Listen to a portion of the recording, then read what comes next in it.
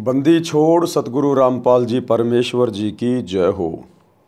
परमपिता परमात्मा सारी सृष्टि के रचनहार, कुल मालिक, असंख्य ब्रह्मांडों के स्वामी, जगत गुरु, तीनों लोकों में प्रवेश करके सबका भरण पोषण करने वाले राजाधिराज, आत्माधार, नाथों के नाथ, देवों के देव महादेव, सर्वेश्वर, महेश्वर, मृत्युंजय, अजरो अमर, आदि अनादि, सनातनी प्रभु, जगत पिता जगदीश्वर, श्री श्री 1008 की उपाधि के वास्तविक अधिकारी, अकाल मूर्त, सौद स्वरूपी राम वासुदेव, सर्वगतम ब्रह्म, परम पूज्य, प्रथम पूज्य, परम संत, परम पुरुष, परम धनी, परम दयालु, सत्य कबीर, हक्का कबीर, अल्लाहु कबीर, अल्लाहु अकबर, बाखबर, अल्लाह ताला, जगत के तारणहार, जगत के मुक्तिदाता, जगत के जगन्नाथ, हारे के सहारे, हिंदुओं के राम, मुसलमानों के अल्लाह, सिखों के वाहिगुरु, ईसाइयों के मसीह, दया के सागर दयानिधि, करुणा के सागर करुणानिधि, स्वयंभू परिभू, संकट मोचन, कष्ट हरण, मंगल करण, दुख भंजन, अविगत कबीर,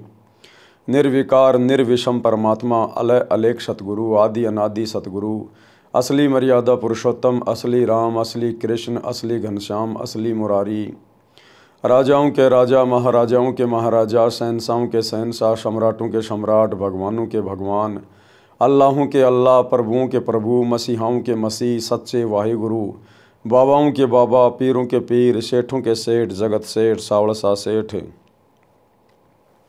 सर्वगुण संपन्न, अनंत कोटि कलाओं के स्वामी, अनंत कोटि ब्रह्मांडों के नायक, योगियों में महायोगी, ध्यानियों में महाध्यानी, सिद्धों में परम सिद्ध, ज्ञानियों में तत्वज्ञानी, ब्रह्मज्ञानी, महाज्ञानी, परम ज्ञानी, सर्वश्रेष्ठ ज्ञानी, विज्ञानी, युवा कबीर, समरथ कबीर, असमवात, अमित ओजा, सच्चे रहनुमा, करीम अल्लाह, शुभान अल्लाह, दुनिया के अंतिम पैगंबर, 8 सितंबर 1951 से गांव धनाना, जिला सोनीपत, हरियाणा, भारतवर्ष की पावन भूमि पे प्रकट रियल कल्कि भगवान श्री नारायण साकार हरि, श्री बाबा साहेब नूर अनंत परमात्मा, संत श्रोमणी सतगुरु रामपाल जी परमेश्वर जी के चरण कमल में साध संगति से जुड़े हुए देश विदेश से आप और हम सभी सत्सेवक भाई बहनों का अनंत कोटि दंडवत प्रणाम।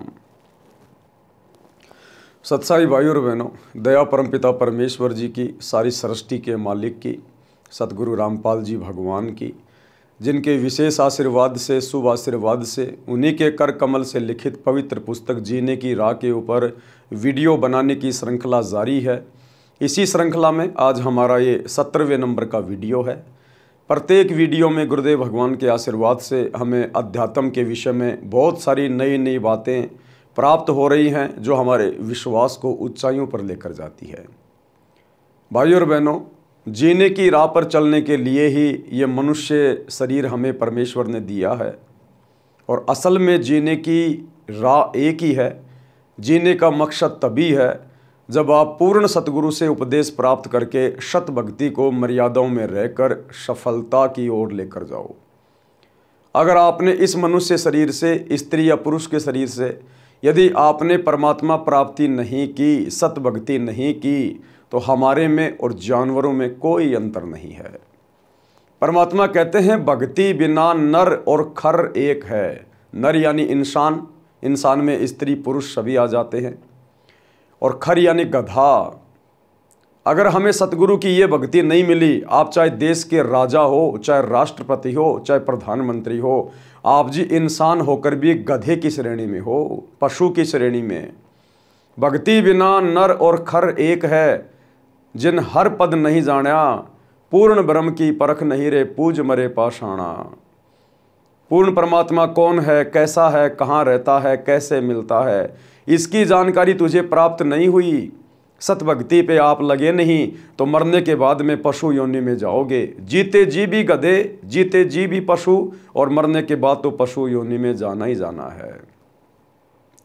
तो विचार करने की ये बात है, जिन जिन आत्माओं को जीने की राह मिल चुकी है, जीवन जीने का मकसद प्राप्त हो चुका है, उन आत्माओं को अपनी किस्मत के ऊपर बारंबार विचार करके गुरुदेव भगवान का धन्यवाद करना चाहिए कि हे गुरुदेव, आपने इस संसार की अरबों की जनसंख्या में से कैसे मुझ नीच के ऊपर दया बख्श दी।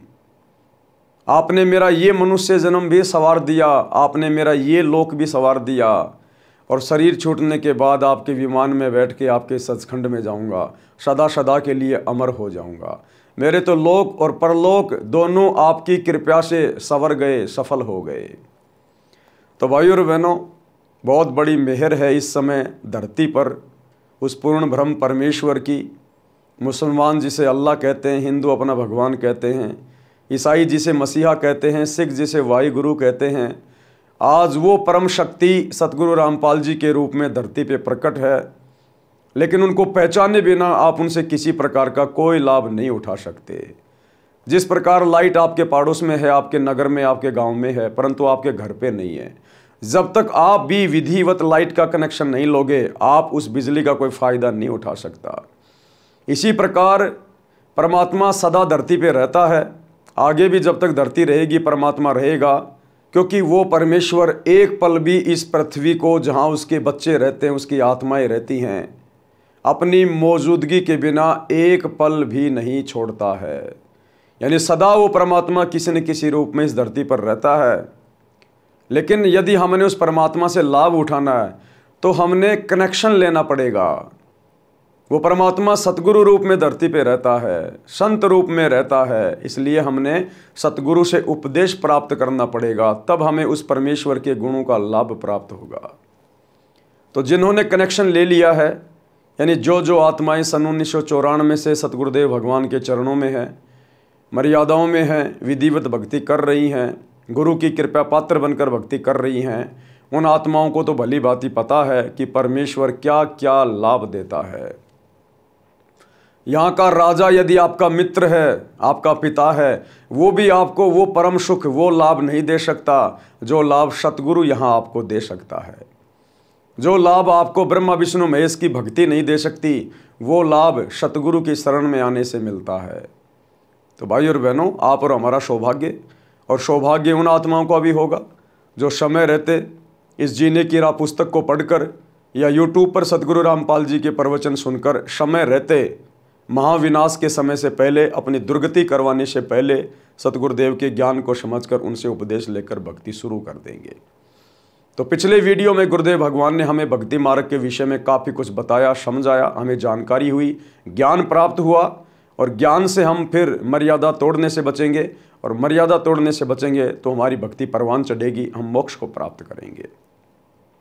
तो आज के वीडियो में गुरुदेव भगवान हमें क्या समझा रहे हैं, पवित्र पुस्तक जीने की राह पार्ट नंबर 17 पेज नंबर 127 से एक शब्द पूज्य गुरुदेव भगवान ने यहाँ पर लिखा है, और ये शब्द बहुत ही विशेष है।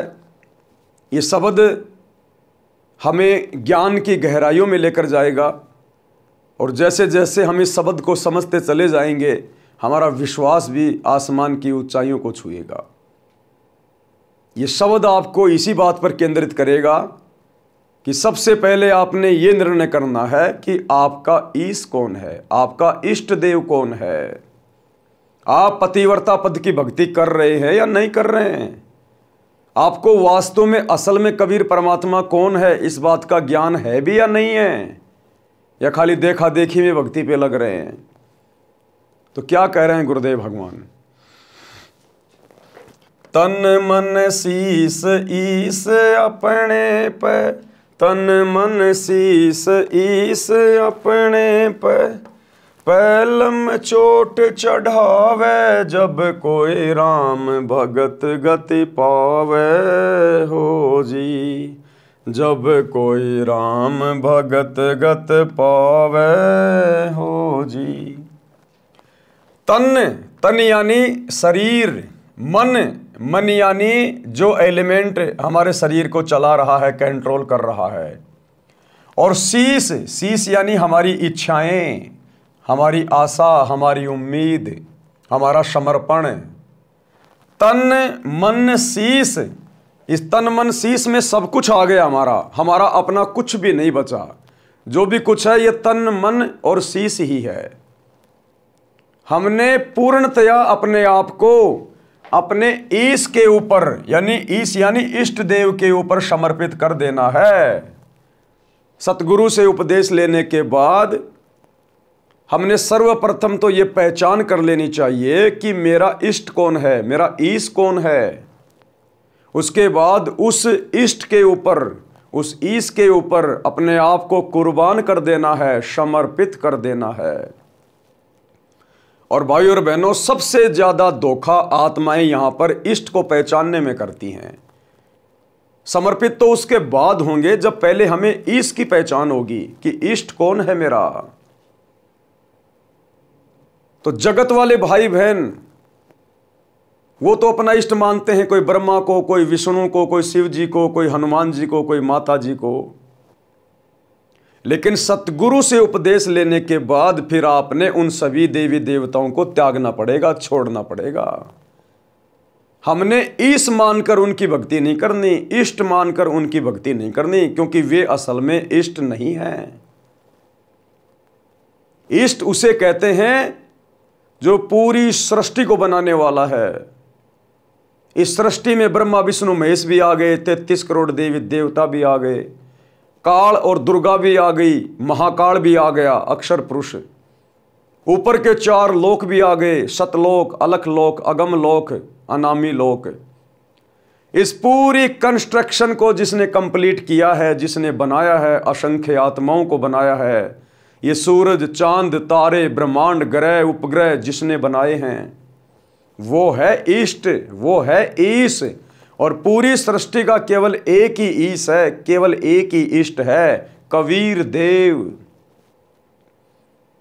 तो जगत वाले भाई बहन जो अभी अभी सतगुरु रामपाल जी भगवान से जुड़े हैं, भक्ति कर रहे हैं, उन्होंने अपने पहले वाले नकली इष्टों को त्यागना पड़ेगा, नकली भगवानों को छोड़ना पड़ेगा, उनको इष्ट रूप में नहीं पूजना। उन भगत भाई बहनों ने यह पहचान करनी है गुरुदेव के सत्संग सुन के कि असल में मेरा इष्ट कौन है। तो सतगुरु की शरण में आने के बाद हमें पता चलेगा कि भक्तों का इष्ट, भक्तों का भगवान, भक्तों का परमात्मा उनका सतगुरु होता है। कौन होता है? सतगुरु। सतगुरु ही इष्ट होता है। लेकिन ये काल यहां पर बहुत बड़ा रोल प्ले करता है। इस ब्रह्मांड में भाई और बहनों 2 ही शक्तियां हैं, एक काल और एक दयाल।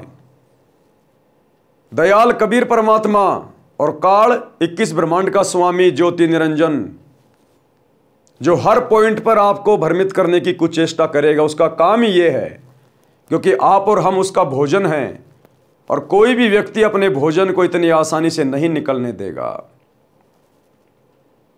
तो वो हमें कदम कदम पे भ्रमित करेगा इष्ट को लेकर। तो वर्तमान में हमारे खुद के भगत भाई बहन, सतगुरु रामपाल जी के फॉलोवर, विशेषकर जो शतलोक आश्रमों से जुड़े हुए हैं, सतगुरु रामपाल जी का परिवार, सभी कोऑर्डिनेटर, आश्रम संचालक, ये इष्ट को लेकर भ्रमित हैं और बुरी तरह से भ्रमित हैं। भले ही वो लोग 30 साल से भक्ति कर रहे हैं, 20 साल से भक्ति कर रहे हैं, लेकिन अभी तक गुरुदेव का कलियुगी परिवार, हमारे कोऑर्डिनेटर भाई बंधु और लाखों की संगत जो शतलोक आश्रमों में गुरुदेव के परिवार को आज गुरुदेव की गैर मौजूदगी में फॉलो करती है, किसी को नहीं पता कि असल में उनका इष्ट कौन है। जब बात आती है परमात्मा की, कबीर की, इष्ट की, तो सभी कह देते हैं कि वो दाढ़ी मूंछ वाले कबीर जी जो 650 साल पहले बनारस के काशी में आए थे, वो हमारे इष्ट हैं, हमारे कबीर, हमारे भगवान हैं। यही सबसे बड़ा धोखा संगत खा रही है। अरे वो तो 650 साल पहले आए थे, दाढ़ी मूंछ वाले रूप में तो 650 साल पहले आए थे। वर्तमान में उनका क्या रोल? अगर उस समय उनको इष्ट मान के पूजते, भक्ति करते, तो तुम्हारा कल्याण हो जाता। उस समय तो उनको तुमने इष्ट माना नहीं। उस समय तो तुमने ब्रह्मा विष्णु महेश की चोटी पकड़ के रखी कि नहीं नहीं, भगवान तो ब्रह्मा जी हैं, विष्णु हैं, हनुमान जी हैं। उस कबीर को उस समय किसी ने अपना इष्ट नहीं माना, और आज दावा ठोक रहे हैं कि वो कबीर इष्ट है। लेकिन वो कबीर दाढ़ी मूंछ वाले फोरम में, दाढ़ी मूंछ वाले रूप में आज नहीं है। केवल उसकी फोटो से हमारा उद्धार नहीं हो सकता, हमारा मोक्ष नहीं हो सकता। वो फोटो जन्म जन्मांतरों की हमारी भक्ति की भूख को, प्यास को शांत नहीं कर सकती। आज कहां है वो कबीर? आज कहां बैठा है वो कबीर? आज यदि हम उससे दीक्षा लेंगे, उसे अपना गुरु बनाएंगे, अपना इष्ट मानेंगे, उसकी मर्यादा में रह के भक्ति करेंगे तो हमारी आत्मा का कल्याण संभव है। अब ये पहचान कि वो कबीर जो 650 साल पहले आए था दाढ़ी मूंछ वाले रूप बना के, आज वो धरती पे कहाँ है, इस बात की जानकारी 90% सतलोक आश्रमों से जुड़े हुए भक्तों को नहीं है। इस बात की जानकारी केवल सत्सेवकों को हुई है, साध संगति से जुड़े हुए भाई बहनों को हुई है, जिन्होंने अपने गुरु को अपने इष्ट के रूप में जान लिया है, पहचान लिया है कि वो कबीर परमात्मा सतगुरु रूप में धरती पे प्रकट होता है, अपनी आत्माओं को तत्वदर्शी संत की भूमिका करके तत्व ज्ञान देता है। क्योंकि तत्वदर्शी संत की भूमिका उस कबीर परमेश्वर के अलावा कोई और नहीं कर सकता। इस पृथ्वी पर काल के लोक में आकर सत ज्ञान का प्रचार, सत्संग केवल वो कबीर भगवान ही कर सकता है, सतगुरु रूप में दूसरा कोई नहीं कर सकता। ये 9 मण उलझा हुआ आध्यात्मिक सूत, ये ज्ञान वो कबीर परमात्मा ही सतगुरु बन के सुलझा सकता है। 9 मण सूत उलझिया ऋषि रहे झकमार, सतगुरु ने ऐसा सुलझा दिया उलझे न दूजी बार। अपने द्वारा रची गई सृष्टि की जानकारी इस काललोक में आकर वो कबीर परमात्मा स्वयं ही दे सकता है, दूसरा कोई नहीं दे सकता। इसलिए सत्सेवकों ने पहचान लिया, जान लिया कि सतगुरु रामपाल जी स्वयं कबीर देव हैं, हमारे इष्ट हैं, हमारे पूज्य हैं, हमारे ईश हैं। और गुरु रूप में इष्ट की पहचान करके हमने उस दाढ़ी मूंछ वाले स्वरूप को, जिस स्वरूप में परमात्मा 650 साल पहले आए थे, हालांकि वो फोटो ओरिजिनल फोटो नहीं है, उस समय ऐसा कोई भी साधन नहीं था जिससे किसी का ओरिजिनल फोटो रखा जाए। उस समय ना कोई मोबाइल था, ना कोई कैमरा था, ना कोई वीडियो रिकॉर्डिंग थी, केवल हाथ से चित्र बनाए जाते थे। तो वर्तमान में जो फोटो दाढ़ी मूंछ वाली जिसे कबीर जी की कहा जाता है, वो असल में कबीर जी की फोटो नहीं है, वो तो एक इमेजिन है, बनावटी फोटो है, सोची हुई फोटो है। तो जब तक हमें ये पक्का दृढ़ विश्वास नहीं होगा, पता नहीं चलेगा कि वर्तमान में कबीर कहां है, तब तक हम कभी भी अपना तन मन और शीश अपने ईश के ऊपर समर्पित नहीं कर सकते। तो सौभाग्य है सत्सेवक भाई बहनों का, जिन्होंने सतगुरु आशीर्वाद से उनकी पहचान कर ली अपने इष्ट देव के रूप में, अपने परमेश्वर के रूप में, अपने कबीर देव के रूप में, और आज दृढ़ होकर अपना सर्वस्व अपने गुरुदेव के चरणों में न्योछावर करके अपना तन, अपना मन, अपना शीश और अपने ईश सतगुरु रामपाल जी के चरणों में समर्पित करके आज निश्चिंत होके भक्ति कर रहे हैं, निर्भय होके भक्ति कर रहे हैं।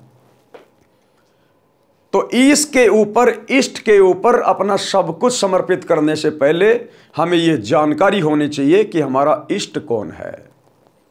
एक छोटा सा सत्संग गुरुदेव के मुख कमल से गुरुदेव स्वयं कह रहे हैं कि अपने ही गुरु को इष्ट मानकर पूजेंगे तब हमारा यह जन्म मरण का रोग समाप्त होगा। अपने ही गुरु को इष्ट रूप में पूजना पड़ेगा, क्योंकि गुरु के अलावा दूसरा कोई इष्ट होता ही नहीं है। गुरु और गोविंद दो नहीं भाई, जब तक दो समझोगे दो जख में जाई। गुरु को कोई साधारण मनुष्य नहीं मानना चाहिए। इसीलिए गरीबदास जी ने बार बार चेताया है, समझाया है हम कलयुग के बिचली पीढ़ी वालों को कि गुरु मानुष कर जानते वो नर कहिए अंध, और मैं दुखी संसार में आ गए यम के फंद। तो हमने तो यम के फंद कटवाने हैं, और यम के फंद कटेंगे जब हम अपने गुरुजी को अपना ईश मान के, इष्ट मान के, अपना तन मन शीश उनके ऊपर अर्पित कर देंगे, न्योछावर कर देंगे। जैसा गुरुजी कहेंगे वैसा ही करेंगे, वही भक्ति करेंगे, उन्हीं की आज्ञा में चलेंगे, उन्हीं की मर्यादाओं में रहेंगे, उनके प्रत्येक वचन को फॉलो करेंगे। एक पति को छोड़कर आन में आस्था रखने वाली पत्नी को व्यभिचारिणी कहते हैं। तो अपने ही पति से हर इच्छा पूरी हो उसी को पति भर्ता कहते। तो हम जब पति भर्ता पद पर आ जाएंगे तो परमात्मा कहते हैं पति भर्ता जमी पर जो जो धर है पावे, समर्थ झाड़ू देत है, ना काटा लग जावे। ऐसा हंस, ऐसा भक्त जब अपने एक इष्ट पूर्ण परमात्मा पर अपने ही गुरु को इष्ट रूप में मानकर जब अपने जीवन रूपी सफर में प्रस्थान करता है, पर अपने ही गुरु को इष्ट रूप में मानकर जब अपने जीवन रूपी सफर में प्रस्थान करता है, पर अपने ही गुरु को इष्ट रूप में मानकर जब अपने जीवन रूपी सफर में प्रस्थान करता है रास्ते पर, तो परमात्मा उस जीवन रूपी सफर के पाप कर्म रूपी कांटों को बुहारना शुरू कर देता, उसके दुखों को खत्म करना शुरू कर देता है, झाड़ू देता चलता है कि मेरी प्यारी आत्मा के कांटा ना लग जाए। तो कहते तन मन शीस ईस अपने पे पहलम चोट चढ़ावे, जब कोई राम भगत गति पावे हो जी। राम भगत, अब राम भगत का मतलब दशरथ पुत्र श्री रामचंद्र नहीं है। राम उस परमेश्वर की उपमात्मक पदवी का नाम है। जैसे अल्लाह, गॉड, परमेश्वर, परमात्मा, जगदीश, सत्य पुरुष, ये उस कबीर परमात्मा सतगुरु रामपाल जी की उपमात्मक पदवियों के नाम हैं। गरीब सब पदवी के मूल हैं, यानी जितने भी नाम हैं श्री राम, ये असल में उस कबीर परमात्मा की उपमात्मक पदवी का नाम है। कृष्ण, कृष्ण का मतलब होता है सर्वाधिक आनंददायक, तो ये कृष्ण नाम भी उस कबीर परमेश्वर की उपमात्मक पदवी का नाम है। ब्रह्म, ब्रह्म यानी भगवान परमेश्वर, ये भी कबीर परमेश्वर की उपमात्मक पदवी का नाम है। विष्णु, ये भी कबीर परमेश्वर की उपमात्मक पदवी का नाम है। अग्ने तनुर असी विष्णवे तवा सोमस्य तनुर असी, कबीर अंगारी असी बंबारी असी सवर ज्योति रित धाम आशी। जो तीनों लोकों में प्रवेश करके सबका भरण पोषण करता, उसको विष्णु कहते हैं। और ये महादेव, ये भी उस कबीर परमेश्वर की उपमात्मक पदवी का नाम है कि वो सबसे बड़ा देव है, महादेव, देवों का देव। परंतु इस काल ने, ज्योति निरंजन ने, शैतान ने 21 ब्रह्मांड में हम आत्माओं को भ्रमित करने के लिए अपने पुत्रों के नाम रख दिए,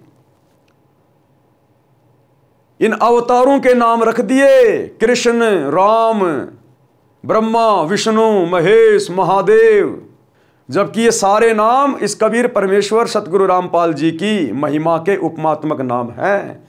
लेकिन काल ने तो हमें भ्रमित करना है।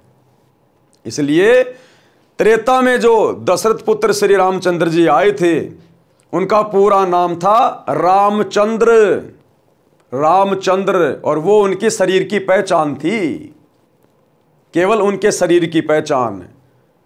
वो असल में राम नहीं थे। राम राम सब जगत बखाने, आदि राम कोई बिरला जाने। रामचंद्र जी का जन्म तो त्रेता में हुआ था। रामचंद्र जी का दादा भी नहीं जानता था कि मेरे पोते का नाम रामचंद्र होगा। सतयुग में इंसान थे, वो तो नहीं जानते थे राम कौन है, श्री कृष्ण कौन है। उस समय तो आपके राम और श्री कृष्ण का जन्म भी नहीं हुआ था। तो ये कबीर परमात्मा असल में राम है, जो पूरी सृष्टि में रम रहा है, उसको कहते हैं राम। तो ये गुरुदेव भगवान की उपमात्मक पदवी का नाम है राम। कि जब कोई राम भगत, यानी उस कबीर परमात्मा का भगत, जब वो सतगुरु रूप में आते हैं, उस समय जो उनकी भक्ति करेगा उनका भगत कहलाएगा। जब कोई राम भगत गति पावे हो जी, यानी सर्वप्रथम तो अपने इष्ट की पहचान हो, पहचान होने के बाद संसार से उल्टा हटके, जीवित ही मर के अपना तन मन शीस सब कुछ अपने गुरुदेव के ऊपर न्योछावर कर दे, समर्पित कर दे, और जैसा गुरुदेव कहें केवल उसी आधार से भक्ति करे, तब कहीं जाकर हम मुक्ति के अधिकारी बनेंगे। आगे क्या कह रहे हैं गुरुदेव? सतगुरु तिलक अजपा माला, युगत जटा रखवावे। सतगुरु तिलक अजपा माला, युगत जटा रखवावे। जत को पीन सत का चोला, भीतर भेख बनावे, जब कोई राम भगत गति पावे। हो जी जब कोई राम भगत गति पावे। हो जी बारंबार आपको उसी पॉइंट पे सतगुरु लाना चाहते हैं, क्योंकि सतगुरु भक्ति का मूल होता है, भक्ति की रीढ़ होती है, भक्ति की नींव होती है। सतगुरु से ही भक्ति शुरू होती है, सतगुरु ही भक्ति को परवान चढ़ाता है, और सतगुरु से ही सतलोक में जाके ये हमारे जन्म मरण का रोग समाप्त होता है। तो क्या कह रहे हैं परमात्मा? सतगुरु तिलक अजप्पा माला। सतगुरुदेव हमारे तिलक हैं। जैसे हम लोग माथे पे निकालते हैं, तिलक कहाँ निकाला जाता है? मस्तिष्क पे। यहां पे तिलक निकाला जाता है, मस्तिष्क पे, यानी अति पूजनीय। तिलक का स्थान सबसे ऊपर होता है यहां मस्तिष्क पे, जो सबको दिखाई दे। तो कहते हैं सतगुरु तिलक, यानी सतगुरु को भगत ने अपने जीवन में सर्वोपरि महत्व देना चाहिए। प्राथमिकता सबसे पहले अपने सतगुरु को देनी चाहिए। एकमात्र पूज्य देव भगत का केवल सतगुरु होना चाहिए। तो सबसे ज्यादा प्राथमिकता अपने गुरु जी को। सतगुरु तिलक अजप्पा माला, और सतगुरु से श्वास उन श्वास का नाम लेके फिर भक्ति करे दृढ़ होके, और युगत जटा रखवावे। ये फालतू के लंबे लंबे बाल बढ़ाना, दाढ़ी वाड़ी बढ़ाना, परमात्मा कहते हैं ये भक्ति मार्ग में इनकी कोई जरूरी नहीं है।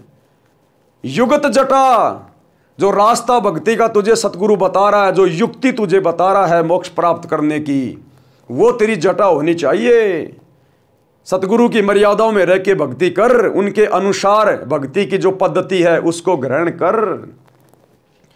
और जत कोपीन, जत यानी अपने धर्म का पक्का हो, अपने लंगोट का पक्का हो भगत। जति जीवन जिए।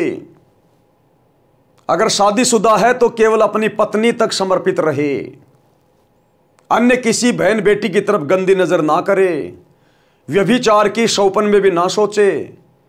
और अगर शादीशुदा नहीं है तो किसी भी बहन बेटी की तरफ गंदी नजर से, गंदी नीयत से ना देखे, तब कहीं जाकर उस भगत का बेड़ा पार होगा। जत कोपीन, सत का चोला, हमेशा सत्य भाषण करे, झूठे प्रवचन कभी ना करे। और भीतर भेक बनावे, यानी बाहरी दिखावा करने की जरूरत नहीं है। ये तिलक लगाना, चंदन लगाना, गले में माला डालना, लाल पीले कपड़े पहनना, परमात्मा कहते हैं ये बाहरी दिखावे की जरूरत नहीं है। भीतर भेक बनावे, अंदर से भगत बनो। सतगुरु की शिक्षाओं को, मर्यादाओं को, उनकी आज्ञाओं में रहकर चलकर अंदर से भगत बनो। वो सतगुरु अंदर से देखेगा, सतगुरु बाहरी आवरण नहीं देखता। बाहरी आवरण के विषय में तो परमात्मा कहते हैं कंठी माला सुमरणी पहनने से क्या होए। अरे ऊपर ढूंढा साधु का और अंतर राख्या खोए। तेरे अंदर तो भक्ति है नहीं, मर्यादा तू फॉलो करता नहीं, सुमरण तू ढंग से करता नहीं, गुरुजी को तू हल्के में ले रहा है, और बाहर से तू भगत बनने का दिखावा कर रहा है। तो कहते हैं ऐसे बात नहीं बनेगी इस भक्ति मार्ग पर। सतगुरु के शरण में आने के बाद तूने पहले वाले आडंबर छोड़ने पड़ेंगे, त्यागने पड़ेंगे। वो हाथों में मालाएं बांध के रखना, गले में रुद्राक्ष की मालाएं, तिलक विलक लगाना, कुंडल उंडल डालना, कान छिदवाना, दाढ़ी वाड़ी बढ़ाना, जटा बढ़ाना, परमात्मा कहते हैं बाहरी दिखावा भक्ति मार्ग में नहीं चलता। सतगुरु तो अंदर से जानता है कि हम कितने भगत हैं।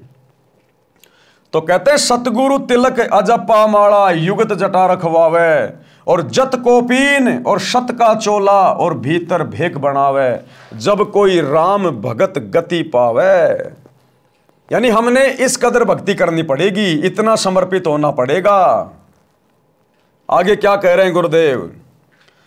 लोक लाज मर्याद जगत की, तृण ज्यों तोड़ बगावे। लोक लाज मर्याद जगत की, तिण के ज्यों तोड़ बगावे। कामिनी कनक जहर कर जान, शहर अगमपुर जावे, जब कोई राम भगत गत पावे हो जी, जब कोई राम भगत गत पावे हो जी। लोक लाज मर्याद जगत की, तृण ज्यों तोड़ भगावे। तृण यानी तिनका, घास का तिनका। लोक लाज, इस सतभक्ति में आने के बाद हमने लोक लाज को पूरी तरह से त्यागना पड़ेगा। जब हम सतगुरु की शरण में आने के बाद इस काललोक की झूठी परंपराओं से पीछे हटना शुरू होंगे, ये होली, दिवाली, मकर संक्रांति, इन सभी फालतू के त्योहारों को मनाना छोड़ेंगे, सहयोग करना छोड़ेंगे, ये शादी विवाह, भात छूछक, लेन देन, पीलिया सीढ़िया, इन फालतू की परंपराओं से पीछे हटेंगे। शादी विवाह में ढोलक, बैंड बाजा, डीजे, हाथी घोड़े, पंडित बाराती, फेरे वेरे, दुनिया भर का दिखावा, लेन देन, जब हम इन रीति रिवाजों से पीछे हटेंगे और जितने भी ये डमी गॉड हैं इन सब की भक्ति को छोड़ेंगे, उस समय हमारे रिश्तेदार, हमारे यार दोस्त, हमारे आसपास रहने वाले लोग, समाज के लोग, घर परिवार के लोग जो भक्ति नहीं कर रहे हैं तो ये नकली भक्ति कर रहे हैं, आन उपासना कर रहे हैं, वो फिर हमारे विरोध में आएंगे, क्योंकि उनकी परंपरा हमारी परंपराओं में रात दिन का अंतर हो जाएगा, उनके विचारों में हमारे विचारों में रात दिन का अंतर हो जाएगा, तो घर घर में झगड़ा बनेगा, विरोध होगा, संघर्ष करना पड़ेगा। तो परमात्मा कहते हैं उस समय आपने उस समाज की झूठी लोक लाज को, मर्यादाओं को, परंपराओं को, रीति रिवाजों को आपने घास के सूखे तिनके की तरह तोड़ के फेंकना पड़ेगा कि भैया मुझे तो मोक्ष चाहिए, सतलोक चाहिए। बाढ़ में गया तेरा समाज, बाढ़ में गया तेरा परिवार। अपनी तरफ से मैं किसी को दुखी करता नहीं, तंग करता नहीं, तुम चाहे जो मर्जी करो, लेकिन मैं अब वही करूंगा जो मेरे सतगुरु ने मुझे समझा दिया, शास्त्रों से दिखा दिया, जो मेरी आत्मा ने स्वीकार कर लिया। तो कहते हैं उन समाज की झूठी लोकलाज परंपराओं को, मर्यादाओं को सूखे घास के तिनके की तरह तोड़ के फेंक दे कि जाओ, अब कोई लेना देना नहीं है, ये दास तो अब नहीं मानने वाला। कहते हैं सतगुरु भी साथ में रहता भगत के, दूर नहीं होता। सतगुरु के अंग संग रहे बिना, सतगुरु के विशेष आशीर्वाद के बिना, उनकी छत्र छाया के बिना इस काललोक में आप काललोक की एक भी मर्यादा से पीछे नहीं हट सकते। तो ये ना सोचना कि मेरे को ज्ञान हो गया, मैं तो दृढ़ हो गया इसलिए मैं संघर्ष कर रहा हूं। सतगुरु तेरी पीठ पीछे खड़ा है। यहां पर बहुत बड़े बड़े ज्ञानी होके जा लिया जो गधे बन के घूम रहे हैं। ये अकेले ज्ञानवान से कुछ नहीं होता। जब तक सतगुरु पीठ पीछे ना खड़ा रहे तब तक आप इस काललोक की एक भी मर्यादा से पीछे नहीं हट सकते। तो यदि आप संघर्ष कर रहे हैं, आपके अंदर वो हिम्मत पैदा हो रही है, तो कभी इस बात के ऊपर घमंड मत कर लेना, अहंकार ना ले आना कि मुझे ज्ञान हो गया है, मेरे अंदर भक्ति की शक्ति आ गई, मैं संघर्ष कर रहा हूं। कुछ नहीं कर रहा। अगर सतगुरु ढीला छोड़ दे, क्योंकि वो पतंग की डोर, भगत की डोर सतगुरु ने अपने हाथ में पकड़ रखी है, केवल वो पतंग उड़ती दिखाई देती है, लोगों को डोर दिखाई नहीं देती। डोर तो उस समय दिखाई देगी जब वो पतंग के हम नजदीक आएंगे, पतंग उड़ाने वाले के नजदीक आएंगे, अन्यथा दूर बैठे आदमी को वो डोर दिखाई नहीं देती, खाली पतंग दिखाई देता है। तो कोई ये ना सोचे वो पतंग अपने बलबूते पे उड़ रही है, नहीं, उस पतंग को डोर से पतंग उड़ाने वाले ने, सतगुरु ने बांध रखा है।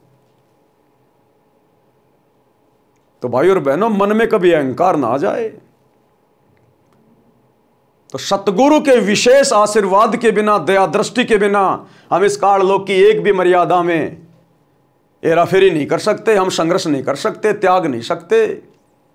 तो सतगुरु भी पल पल हमारे साथ में रहता है, इस बात को हमने भूलना नहीं चाहिए। लेकिन सतगुरु रहेगा उसी आत्मा के साथ, उसी भगत के साथ, उसी बहन बेटी के साथ जो सतगुरु की मर्यादा में रह के भक्ति करेगी, जो सतगुरु को अपना इष्ट मान के भक्ति करेंगे। अन्यथा समाज की मर्यादाओं से आप हट नहीं सकते। और यही कारण है आज 2025 तक गुरुदेव की गैर हाजिरी में सतलोक आश्रमों से जुड़े हुए भाई बहन इन मर्यादाओं को छोड़ नहीं पा रहे। इन परंपराओं को, लोकलाज को तोड़ नहीं पा रहे। राजनेताओं के दबाव में आकर राजनेताओं की रैलियों में चले जाते हैं। इनको डर है कि यदि हमने सरकारों को सपोर्ट नहीं किया तो हमारे आश्रम बंद करवा दिए जाएंगे, धार्मिक धंधा बंद हो जाएगा। समाज के साथ आज भी यारी निभा रहे हैं, धर्मशालाएं बनवा रहे हैं, करोड़ों रुपया समाज का, भगत समाज का बर्बाद किया जा रहा है। आज भी अपने आश्रम चलाने के लिए गुरुदेव का परिवार धनाना गांव वालों के लिए स्टेडियम बना रहा है, हर प्रकार से गुलामियां कर रहा है, चापलूसी कर रहा है। क्यों? क्योंकि उनको अभी तक इष्ट की पहचान नहीं है। अभी तक उन्होंने अपने गुरु को मानुष ही मान रखा है, इसलिए सतगुरु उनके साथ में नहीं है, केवल उनके संस्कार उनके साथ में है। और अकेले संस्कार के बलबूते पे आप इस काललोक में, काललोक की शक्तियों के साथ में संघर्ष नहीं कर सकते। तो सतगुरु पल पल, कदम कदम साए की तरह अपने सत्सेवक बच्चों के साथ है, जिन सत्सेवक बच्चों ने आज पूरी दुनिया से पंगा ले रखा है। सत्सेवक एक तरफ, समाज की मर्यादा एक तरफ, और आज अपने गुरु को इष्ट मान के घर घर में उनका आसन लगा के, बेड लगा के, ज्ञान को आधार बना के, घर को आश्रम बना के, और गीता अध्याय 3 श्लोक 13 के अनुसार अपने गुरु को परमात्मा मान के, इष्ट मान के घर घर में भोग लगाया जा रहा है। और सतगुरु की छप्पर फाड़ दया हो रही है, छप्पर फाड़। जो असीम शांति, जो सुख आज सत्सेवक भाई बहनों को है, धरती पर किसी को नहीं है, यहां के राजा को भी नहीं है। और राजा भी पल पल टेंशन में जीता है, पल पल टेंशन में। तो ये कुछ नियम है, ये फॉर्मूले, इनको भगत ने जब तक अपने जीवन पे लागू नहीं किया तब तक वो सतगुरु से कोई विशेष आशीर्वाद प्राप्त नहीं कर पाएगा। तो कहते हैं लोक लाज मर्याद जगत की, तिनके ज्यों तोड़ बगावे, और कामिनी कनक जहर कर जाने। कामिनी यानी स्त्री, औरत, और ये कनक यानी सोना। कहते हैं जो स्त्री को और सोने को जहर के समान मानेगा, शहर अगमपुर जावे, वही आत्मा सतलोक में प्रवेश कर सकती है। तो बताओ ये रजा किसके ऊपर? आज घर घर में, पति पत्नी में, भाई बहन के रिश्ते कहां बन रहे हैं? आज संगत में यदि किसी ने पूरी तरह से सोने चांदी के गहने पहनना छोड़ा है तो किसने छोड़ा है? बताने की जरूरत नहीं है, सबको पता है। साथ संगति से जुड़ी हुई आत्माओं ने 25-25 साल की उम्र में सत्सेवकों के घरों में भाई बहन के रिश्ते बन चुके हैं, जो पहले पति और पत्नी के रिश्ते में थे, जिनके संतान भी नहीं है और जिनकी उम्र भी ज्यादा नहीं है। आज वो भगत भाई बहन भी इस ज्ञान को आधार बनाकर अपनी आत्मा के कल्याण के लिए भाई बहन के रिश्तों में आ चुके हैं कि असंख्य जन्म हो गए बच्चे पैदा करते करते। हम तो काल की खुराक पैदा कर रहे हैं, काल की खुराक। सतगुरु नहीं कहेगा खुल के, क्योंकि सतगुरु ने तो उसको श्राप दे रखा है रोजाना 1 लाख मानव शरीरधारी प्राणी खाने का। तो सतगुरु कैसे ये पैदावार को बंद करवाएगा? सतगुरु कैसे अपने बेटे के विरुद्ध जाएगा? सतगुरु कैसे काल के विरुद्ध जाएगा? इसलिए सतगुरु नहीं कहेगा, सतगुरु वचन में है। लेकिन सतगुरु ने यहां संकेत कर दिया कि अगर तुम्हें सतलोक जाना है तो तुमने इस बच्चे पैदा करने वाली फैक्ट्री से बचना होगा। कामिनी यानी स्त्री, और ये कणक यानी सोना। जहर कर जाने, शहर अगमपुर जावे, जब कोई राम भगत गति पावे। आगे क्या कह रहे हैं गुरुदेव? जो पतिव्रता पति से राती, आन पुरुष ना भावे। जो पति भरता पति से राती, आन पुरुष ना भावे। बस पीहर में सुरत प्रीतम में, न्यों कोई ध्यान लगावे। जब कोई राम भगत गत पावे हो जी, जब कोई राम भगत गत पावे हो जी।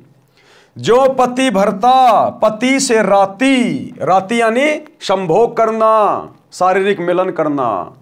जिस प्रकार एक पति भरता स्त्री केवल अपनी पति से ही शारीरिक मिलन करती है, केवल अपने पति को ही समर्पित करती है, आन पुरुष ना भावे, अन्य कोई भी गैर मर्द शौपन में भी उसको अच्छा नहीं लगेगा। चाहे कोई सोने का बन के क्यों ना खड़ा हो जाए, चाहे कोई देव क्यों ना आ जाए, कोई कितना धनी क्यों ना हो, कितना सुंदर क्यों ना हो, जो पति भर्ता माता बहन होती हैं वो अपने पति के अलावा किसी और को समर्पित नहीं होती। इसी प्रकार भक्ति मार्ग में जो पति भर्ता आत्मा होती हैं, भक्ति मार्ग में पति भर्ता आत्मा वो होती हैं जो केवल एक अपने सतगुरु के अलावा किसी और की पूजा ना करे, अपने सतगुरु के अलावा किसी और को अपना इष्ट मान के ना पूजे। और यही धोखाकारी है सतलोक आश्रमों से जुड़ी हुई 90% संगत। अपने सतगुरु को अपना इष्ट नहीं मानती, और जो इनके महीने में उस कागज के टुकड़े को दाढ़ी मूछ वाली कबीर जी की समझे जाने वाली नकली मुर्दा फोटो को अपना इष्ट मान के, अपना पति मान के, कबीर मान के उसका कबीर प्रकट दिवस मना रही है। तो यहां पर संगत धोखा खा रही है।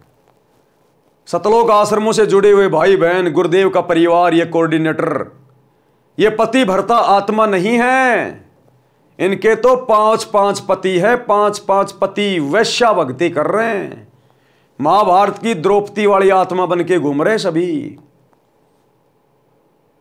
इनके सबके घरों में, इनके दरबार में आप कभी जाना, इनके दरबार में एक फोटो मिलेगी, बीच में सतगुरु रामपाल जी, इस कोने में दाढ़ी मूछ वाले नकली कबीर जी, इस कोने में गरीबदास जी की फोटो, नीचे वाले कोने में दादा गुरु जी की फोटो, इस वाले कोने में पंडित चिदानंद जी की फोटो। अरे कितने पति हैं तुम्हारे? तुम पतिव्रता आत्मा नहीं हो। ये तो वैश्या भक्ति है। वैश्या को पता ही नहीं होता मेरे कितने पति हैं। और पति भर्ता पद पे आए बिना सतगुरु अपना वो आशीर्वाद नहीं बख्शेगा जिससे हमारा ज्ञान योग खुले, हमें सद्बुद्धि आए, हम भक्ति मार्ग पर आगे बढ़ें, दृढ़ होकर भक्ति कर सकें, समाज की परंपराओं से संघर्ष कर सकें। वो हिम्मत उसी समय आएगी जब सतगुरु अपना आशीर्वाद देगा, विशेष मेहर बख्शेगा, पल पल साथ रहेगा। और सतगुरु पल पल उसी आत्मा के साथ रहेगा जो पति भर्ता पद पे आ जाएगी, केवल अपने गुरु के अलावा किसी और को कबीर नहीं मानेगी, नहीं पूजेगी। तो कहते हैं जो पति भर्ता पति से राती आन पुरुष ना भावे, और बशे पीहर में प्रीत सुरतम में न्यों कोई ध्यान लगावे। वो पतिव्रता स्त्री अपने पीहर चली जाएगी तो भी उसका ध्यान पल पल अपने ससुराल में, अपने पति में रहेगा। क्या कर रहा होगा, क्या खा रहा होगा, क्या सोच रहा होगा, पल पल उसका ध्यान वहीं रहता है। तो इसी प्रकार हम इस सांसारिक काल के लोक में घूमेंगे फिरेंगे, रोजी रोटी के लिए भी धक्के खाएंगे, और भी अनेक काम यहाँ पे हमारे को करने पड़ते हैं, मजदूरी भी कर रहा है, कोई नौकरी कर रहा है, लेकिन पल पल भगत का चिंतन, भगत का ध्यान अपने सतगुरुदेव के चरणों में होना चाहिए। उनकी भक्ति से लगे रहना चाहिए, अपना नाम सुमरण करते रहना चाहिए। जब भी मौका मिल जाए, जरा से काम से फुर्सत मिले, अपना सत्संग सुन लेना चाहिए, अपने गुरुदेव की महिमा कर लेनी चाहिए। बशे पीहर में और सुरत पीरतम में कर रहे हैं काम धंधा, गाड़ी पे आ रहे हैं जा रहे हैं, लेकिन ध्यान गुरु की भक्ति में, गुरु के गुणगान में, सुमरण में। तो कहते हैं बशे पीहर में और सुरत पीरतम में न्यों कोई ध्यान लगावे, जब कोई राम भगत गति पावे। आगे क्या कह रहे हैं गुरुदेव? निंदा स्तुति मान बढ़ाई मन से मार गिरावे। निंदा स्तुति मान बढ़ाई मन से मार गिरावे। अष्ट सिद्धि की अटक न माने आगे कदम बढ़ावे। जब कोई राम भगत गति पावे हो जी, जब कोई राम भगत गति पावे हो जी। भगत ने कभी भी किसी की निंदा नहीं करनी चाहिए। भगत ने कभी भी अपनी स्तुति नहीं करवानी चाहिए। यानी मान बढ़ाई की भूख नहीं होनी चाहिए, सम्मान पाने की भूख नहीं होनी चाहिए। निंदा स्तुति मान बढ़ाई मन से मार गिरावे, कति दिल से निकाल दे, खत्म कर दे कि इस गंदे लोक में वैसे सब दुखी हैं, मैं किसकी निंदा चुगली करूं। निंदा चुगली के यहां दो अर्थ हैं भाई और बहनों, ध्यान रखना। सच को सच कहना किसी की निंदा चुगली करना नहीं होता है। परमात्मा कहते हैं साचा शब्द कबीर का प्रकट किया जगमाही, और जैसे को तैसा कहे सो तो निंदा नाही। चोर को चोर कहना, गलत को गलत कहना, यह किसी की निंदा चुगली नहीं है। हां, आप जिसके बारे में जानते नहीं, पहचानते नहीं, और दूसरे की देखा देखी, दूसरे के कहने से यदि आप उसकी बुराई कर रहे हैं तो वो निंदा चुगली में आएगा। लेकिन सच को सच कहना, गलत को गलत कहना, यह निंदा चुगली में नहीं आता। तो भगत ने दुनिया की देखा देखी, निंदा चुगली करके अपने कर्म नहीं फोड़ने चाहिए, और भगत ने कभी भी अपनी पूजा नहीं करवानी, अपनी महिमा सुन के उसको खुश नहीं होना।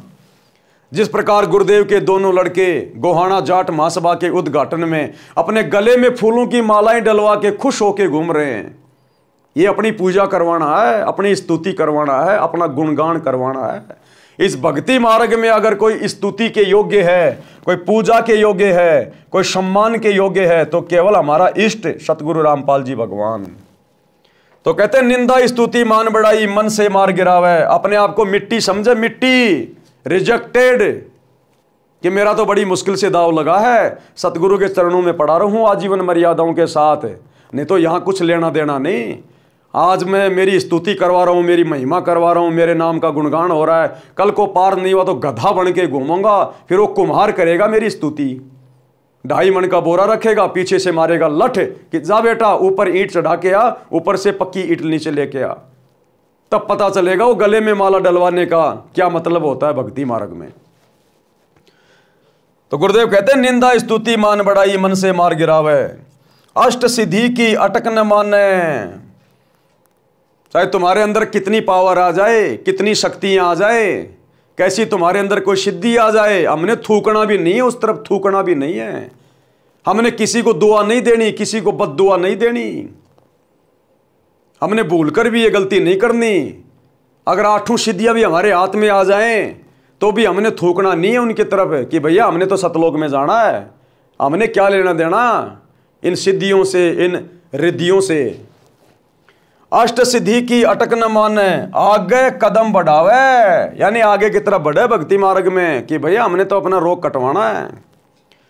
आशा नदी उलट कर डाटे और आडा बांध लगावे। आशा नदी मन में तरह तरह की काल इच्छाएं उठाएगा, तरह तरह की जिज्ञासा पैदा होंगी, बड़ा मकान बना लूं, बड़ी गाड़ी ले आऊं, बेटी का ब्याह ऐसे करूंगा, ऐसे करूंगा, यानी दुनिया में मान बढ़ाई के लिए, दिखावे के लिए, मान सम्मान के लिए ये काल मन में तरह तरह की बकवाद पैदा करेगा। तो परमात्मा कहते हैं ये भक्ति रूपी आडा बांध लगा दे, आगे दीवार खींच दे।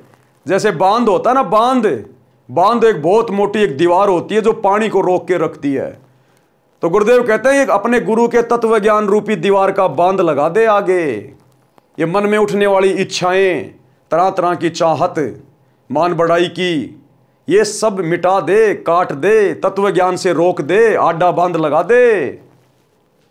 आशा नदी उलट कर डाटे, आडा बांध लगावे, और भवजल खार समुद्र में भंवर न खोड़ मिलावे। और इस गंदे लोक से निकलने का प्रयास करे, वापस हमें दोबारा से खोड़ ना मिल जाए। खोड़ यानी शरीर। हे भगवान हमें दोबारा इस गंदे लोक में कोई शरीर ना मिल जाए, हमारा तो इसी जन्म में बेड़ा पार करो परमात्मा। इस कदर हमने अपनी सभी इच्छाओं को समाप्त करना है। जो भौतिक इच्छाएं हैं, जो लोगों की देखा देखी हमारे मन में पहले उठा करती थी, उसका छोरा नौकरी लग गया, मैं भी अपने छोरे को बड़ी बड़ी स्कूल में पढ़ाऊँ, बड़ी बड़ी मैं कोचिंग कराऊँ, मेरे छोरे को डॉक्टर बनाऊँ, इंजीनियर बनाऊँ, घर में पैसे आएंगे, समाज में मेरा नाम होगा, मैं पंचायती बन जाऊँगा, गाँव में मेरी इज्जत होगी। कहते आशा नदी उलट के डाटे, आडा बांध लगावे। बाढ़ में गए ही वो सरपंची, कल को कुत्ता बन के घूमेगा, फिर तेरे को कौन पंचायत में बुलाएगा। तो हमने आगे का भविष्य देख के गुरुदेव के ज्ञान आधार से कि अगर भक्ति सफल नहीं हुई तो क्या क्या कष्ट उठाएंगे, उन चीजों को आंखों के सामने रख के हमने भक्ति पर लगे रहना है। गगन महल गोविंद गुमानी पलक माही पहुँचावे। गगन महल गोविंद गुमानी पलक माही पहुँचावे। नितानंद माटी का मंदिर नूर तेज हो जावे। जब कोई राम भगत गति पावे हो जी, जब कोई राम भगत गति पावे हो जी।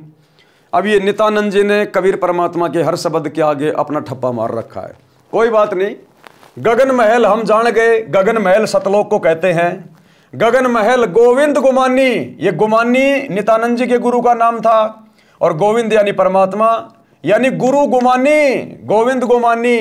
तो आज हमें पता चल गया असल में गोविंद कौन है। सतगुरु रामपाल जी परमेश्वर है जो हमें गगन महल में बैठा देगा, हमें सतलोक में पहुंचा देंगे। गगन महल गोविंद गुमानी पलक माई पहुंचावे। 1 सेकंड में परमात्मा हमें उस सतलोक में बैठा देगा हमारे भक्ति भाव को देख के।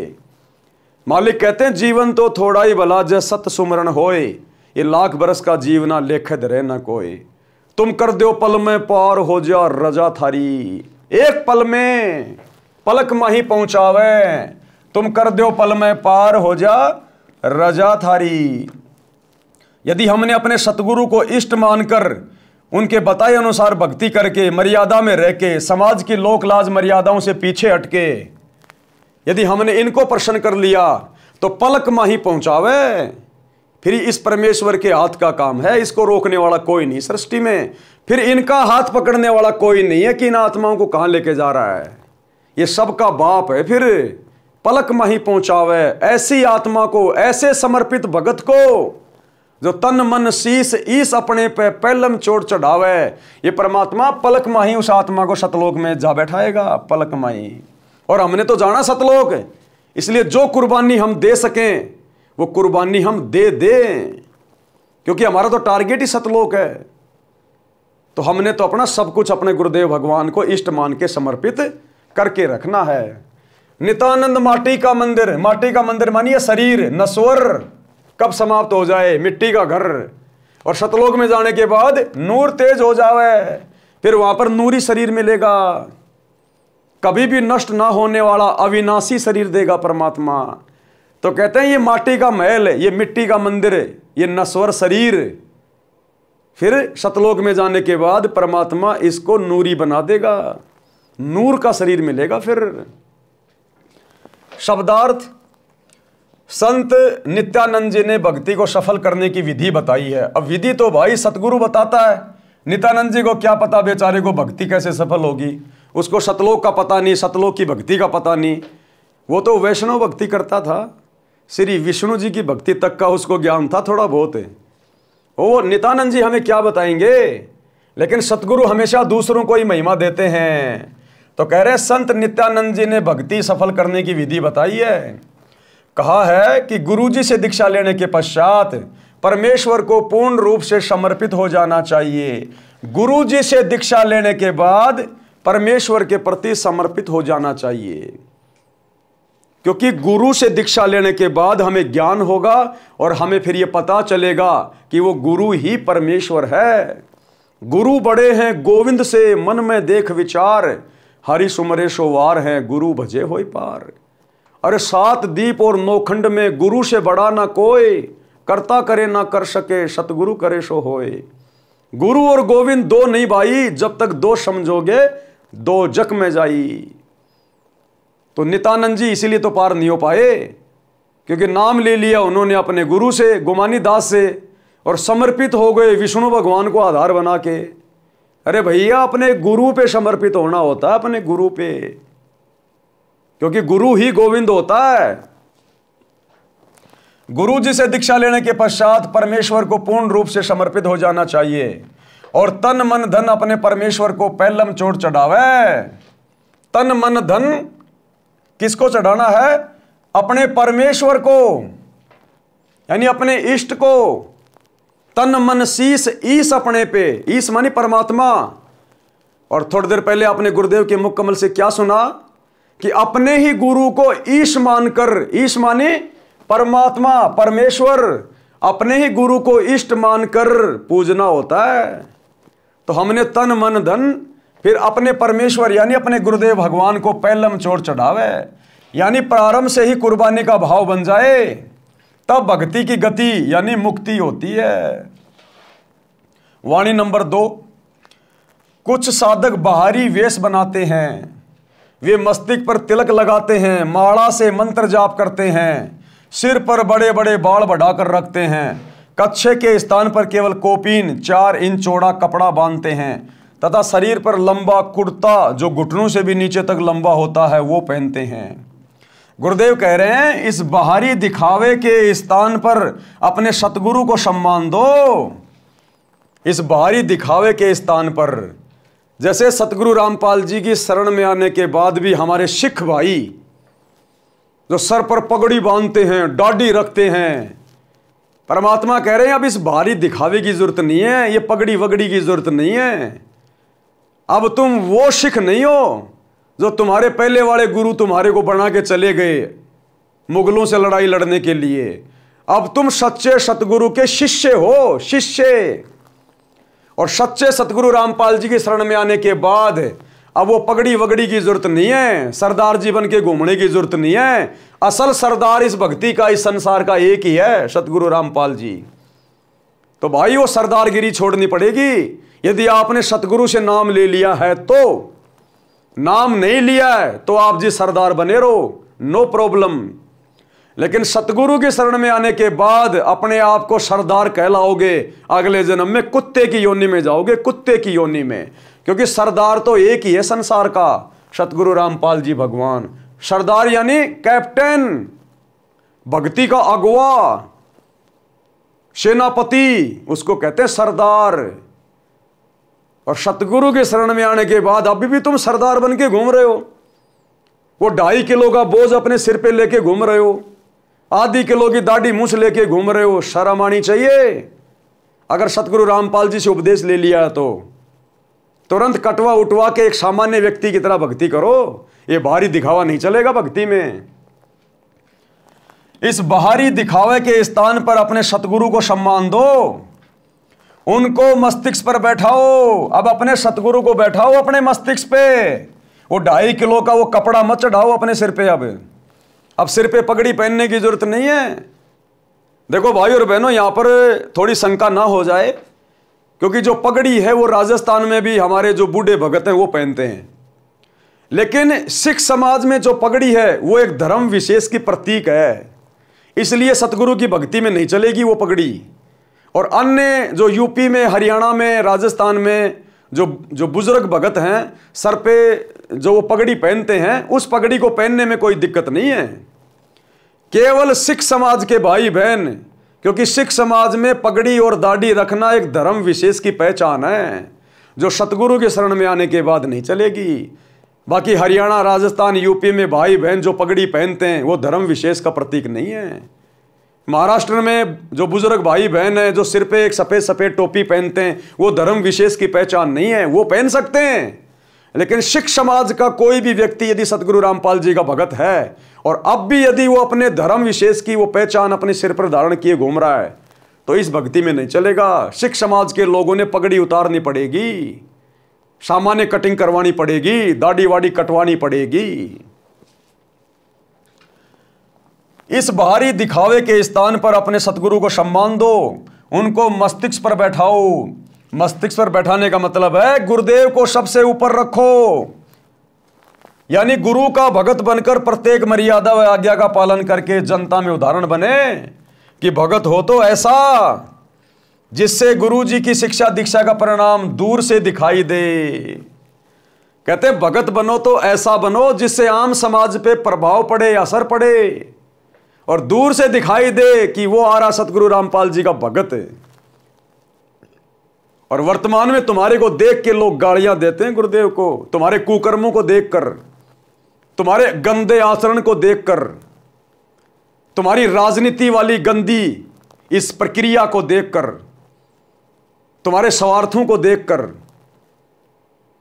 जब कभी तुम आरक्षणों में जाके बैठते हो जाटों के साथ, दूसरी बिरादरी वाले तुम्हें गालियां निकालते हैं, तुम्हारे गुरुदेव को बुरा भला कहते हैं, जब तुम गुंडों की सीबीआई जांच का समर्थन करते हो, राजपूत करनी सेना के धरनों पे बैठते हो, 5-5 लाख रुपया उनको चंदे में देते हो, तब दुनिया वाले तुम्हारे गुरु को गालियां निकालते हैं। जब तुम कांग्रेस का समर्थन करते हो तो बीजेपी वाला आधा देश तुम्हारे गुरुदेव को गालियां देता है, और जब तुम बीजेपी का समर्थन करते हो तो कांग्रेस वाले तुम्हारे गुरुदेव को गालियां देते हैं। और यहां क्या कह रहे हैं गुरुदेव कि भगत हो तो ऐसा हो, उसका आचरण ऐसा हो, दूर से देखते लोग पहचान जाएं कि यह है सतगुरु रामपाल जी का भगत है। तो अभी तो भक्ति आस पास भी नहीं है, भले तुम सार नाम लेके घूम रहे हो, सार शब्द लेके घूम रहे हो फर्जी, अभी तक भक्ति आस पास भी नहीं है सतलोक आश्रमों से जुड़े हुए भाई बहनों के अंदर। परमात्मा ने बताया कि मुझे ज्यादा खुशी उस समय नहीं होती जब लोग मेरे सत्संग सुन के, मेरी पुस्तकें पढ़ के और मेरे से नाम उपदेश लेने आते हैं। गुरुदेव ने कहा कि मेरे को असली खुशी उस दिन होगी जब मेरे भक्तों के आचरण को देखकर, मेरे भक्तों के व्यवहार को देखकर दुनिया मेरे से नाम दीक्षा लेने आएगी कि जी मैं तो आपके एक भगत से बड़ा प्रभावित हुआ। अजी आपका भगत हमारे गांव में एक नंबर का ऐसा था वैसा था, और उसके जीवन में जो परिवर्तन आया है, उसकी भाषा में, उसके बोलचाल में, उसके आचार विचार में, साहब मैं तो गदगद हो गया। मेरा तो वहीं से हृदय परिवर्तित हो गया कि ये तो इसके गुरु ने किया है, अन्यथा ये आदमी तो एक नंबर का गुंडा मवाली था। तो गुरुदेव ने कहा कि मेरे भक्तों के व्यवहार को देखकर जब दुनिया मेरे से नाम लेगी तब मुझे वो असीम शांति होगी। लेकिन भगत तो वर्तमान में गुरुदेव की गैर हाजिरी में अपने गुरुजी की निंदा का, अपने गुरुजी की बदनामी का कारण बन रहे हैं। बांग्लादेश में मुसलमानों के ऊपर छीटाकशी कर रहे हैं। विश्व हिंदू परिषद और बजरंग दल वालों के साथ मिलकर बांग्लादेश के मुसलमानों का विरोध कर रहे हैं। अभी तो पक्ष और विपक्ष की भूमिका में पड़े हुए हैं भगत। अभी तो गुंडों के धरनों पे जाके बैठ रहे हैं भगत। संतों का और गुंडों का क्या काम? अभी तो राजनेताओं की रैलियों में धक्के खा रहे हैं भगत। दुनिया के लिए स्टेडियम बना रहे हैं, जाटों की धर्मशाला बनवा रहे हैं, समाज में भाईचारा बढ़ा रहे हैं भगत। गुरुदेव ने अपने मुख कमल से कहा है कि भक्ति मार्ग में आने के बाद भी अगर तुम वही कुकर्म करोगे तुम तो कंजर हो, कंजर। और फिर एग्जाम्पल दिया गुरुदेव ने कि एक बहन बोली जी मेरा पति नाम नहीं ले रहा, वो पति भी उसके साथ आया हुआ था। तो गुरुदेव ने कहा भाई तू लागता बहुत अच्छा आदमी है, तेरे विचार भी अच्छे हैं, भाई तू नाम क्यों नहीं ले रहा? नाम ले ले भाई, अच्छी बात है। नाम नहीं लेगा तो कहीं ना कहीं भक्ति में बाधा करेगा इनको, अपने बच्चों को। तो वो भगत क्या बोला? वो भगत नहीं था। वो क्या बोला गुरुजी से? बोले महाराज जी नाम तो मैं ले लूं, लेकिन इस आपकी भगतनी में, इस मेरी औरत में जिसने आपसे दीक्षा ले रखी है, इसमें कोई बदलाव तो नहीं आ रहा। जरा सी बच्चे गलती कर देते हैं उनको जानवरों की तरह मारती है। भैंस कभी दूध नहीं दे तो दे लठम लठ, दे लठम लठ, छोटी छोटी बातों पे लड़ाई झगड़ा करती है। इस तुम्हारी भगतनी में कोई बदलाव तो नहीं देख रहा मैं, तो ईसा नाम लेकर मैं क्या करूंगा? तो गुरुदेव भगवान ने कहा कि भैया भक्तों ने अपने आचार विचार व्यवहार में परिवर्तन लाना चाहिए। एक छोटा सा सत्संग सुनिए। हम नाम भगत का धरावर काम जगत बूंदे करें तो क्या कि भगत भी लड़ाई झगड़ा छोटी छोटी बातों पर खर्चा तानी है, थोड़ा हानि लाभ हो जाए फिर वो कंजरपना, फिर क्या फायदा इस भक्ति का? फिर विश्वास कहाँ आपको भगवान के ऊपर जो परमात्मा करता है? अब जो भी ऑपरेशन होगा मालिक करेगा, आपकी हानि है तो भी हित, और हित तो हित है ही है, आप इतना विश्वास रखें। अब क्या कहते हैं, जैसे हम पहले गांव गांव में घर घर में सत्संग करने जाते थे, तो हम तो एक बहन ने नाम ले रखा और वो अपने पति ने कहे आप भी नाम ले लो, आप भी नाम ले लो। फिर मेरे से कहने लगे जी समझाओ, नहीं मानता है को नहीं, आदमी तो बढ़िया है पर पता नहीं क्या बात है, यू नाम क्यों ना लेता। मैंने उसको समझाया भाई नाम तो ले लो आप भी, कोई बुरी चीज तो है नहीं। आपकी पत्नी नाम ले रही, आपके बच्चे ले रहे, आप नहीं लोगे तो इनका कुछ न कुछ बाधा ही करोगे। वो कहने लगा जी नाम तो मैं ले लूं पर ये आपकी भक्तनी में कोई अंतर तक हो ना, माड़ी ही बात पर बड़का न दे डंडा दे डंडा। कोई पशु ने दूध ना दिया या दूध देते समय टांग ठाली ठाकर बोगरा देव लट्ठा दे लट्ठा, मन ने बोला सूरत बोलती नहीं, तो इसमें कोई परिवर्तन तो ना मन देख रहा, फिर नाम तो मैं ले लूं जैसा ही नाम है मत। तो भाई और बहनों, गुरुदेव ने यहां पर वही बात लिखी है। क्या कह रहे हैं?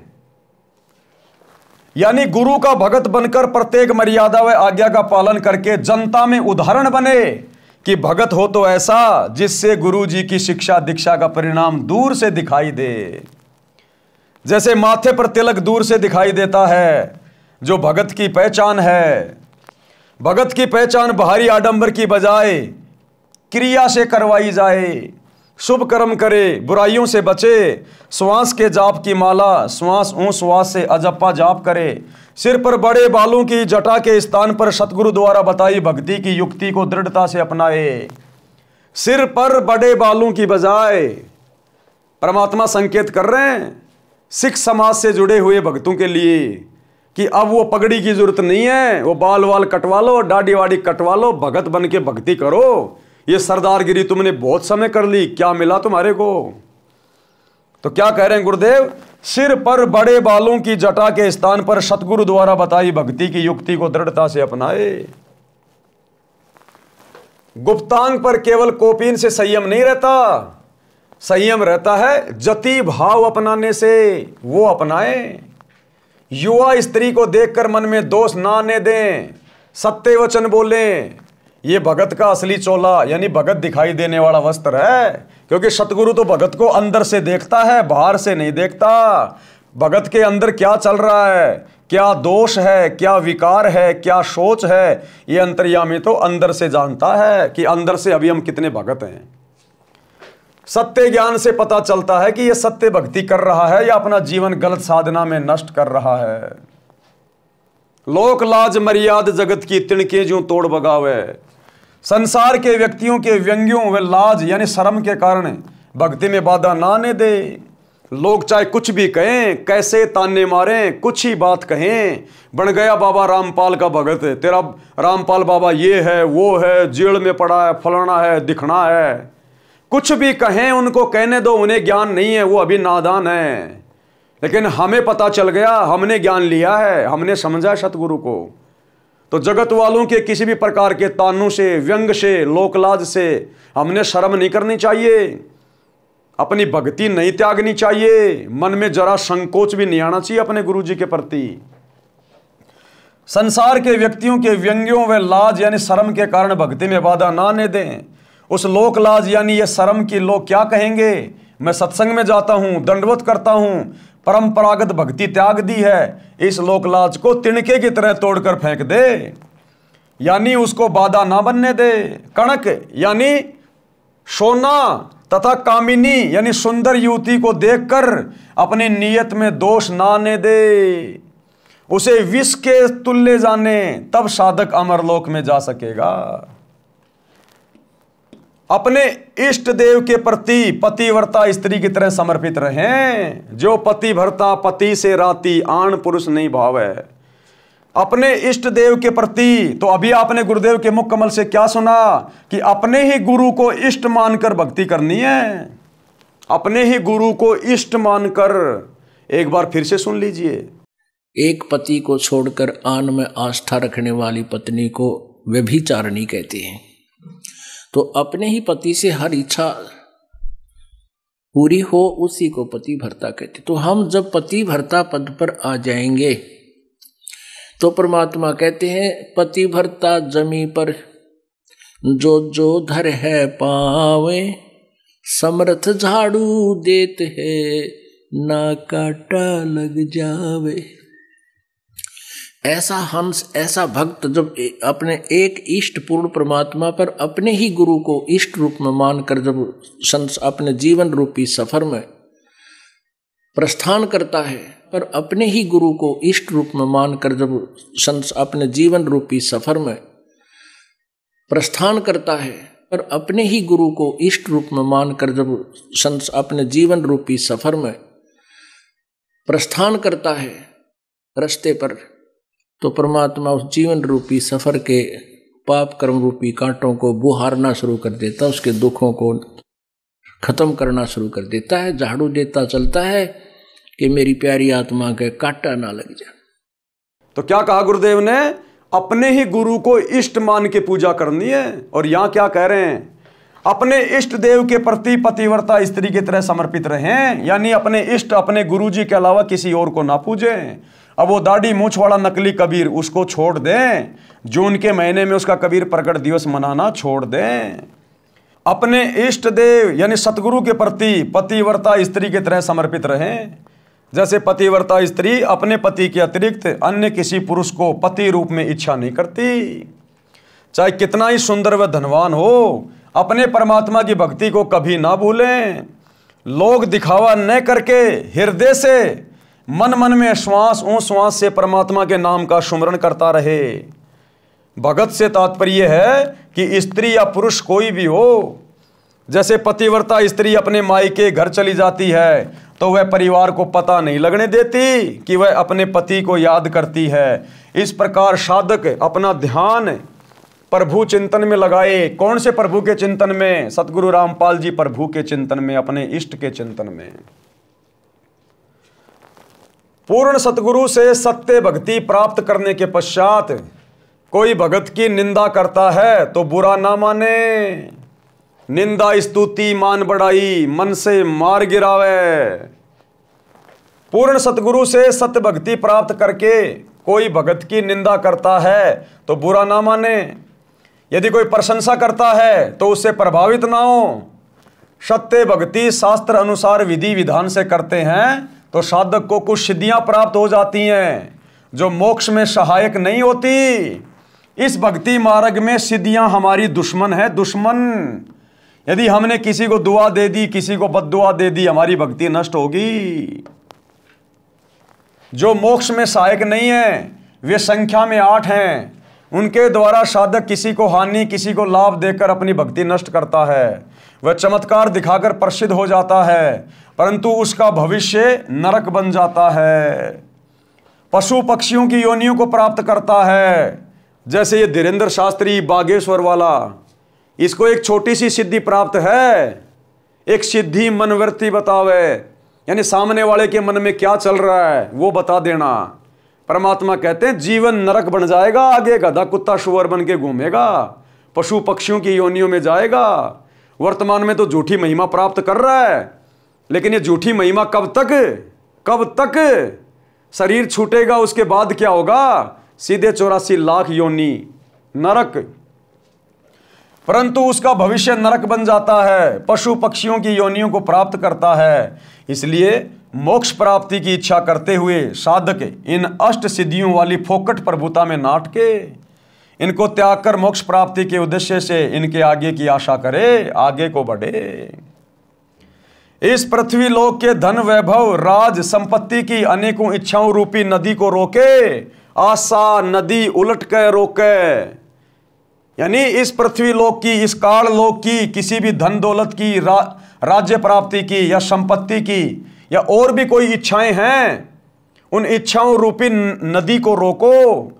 आडा बांध लगाना यानी दृढ़ निश्चय रूपी मजबूत बंध लगाएं। संसार रूपी खारे यानी दुखों से भरे समुद्र में फिर जन्म ना लें। जिस इष्ट की भक्ति गुरु बताता है वह गुरु अपने अनुयायियों को उस इष्ट के धाम में जो आकाश में है पहुंचाने में पूरा सहयोग करता है। नित्यानंद जी के गुरुजी श्री गुमानी दास जी श्री विष्णु जी के भगत थे। नित्यानंद जी ने उसी की प्राप्ति की महिमा बताई है तथा कहा है कि अपनी साधना की शक्ति को सुरक्षित रखने से सूक्ष्म शरीर जो स्थूल शरीर के अंदर है वह भक्ति की शक्ति से तेजोमय हो जाता है। यदि भक्ति नहीं करता तो वह शरीर मिट्टी के तुल्य था। इस शब्द से यह प्रमाणित हुआ कि जैसे खिलाड़ी जिला स्तर पर खेलते हैं तो खेल के नियम वही होते हैं जो अंतर्राष्ट्रीय स्तर पर खेलने वाले खेल के होते हैं। नित्यानंद जी तो राज्य स्तर पर खेला करते थे, यानी विष्णु जी तक की भक्ति थी उनके पास तो केवल स्टेट लेवल की। उसको सफल किया।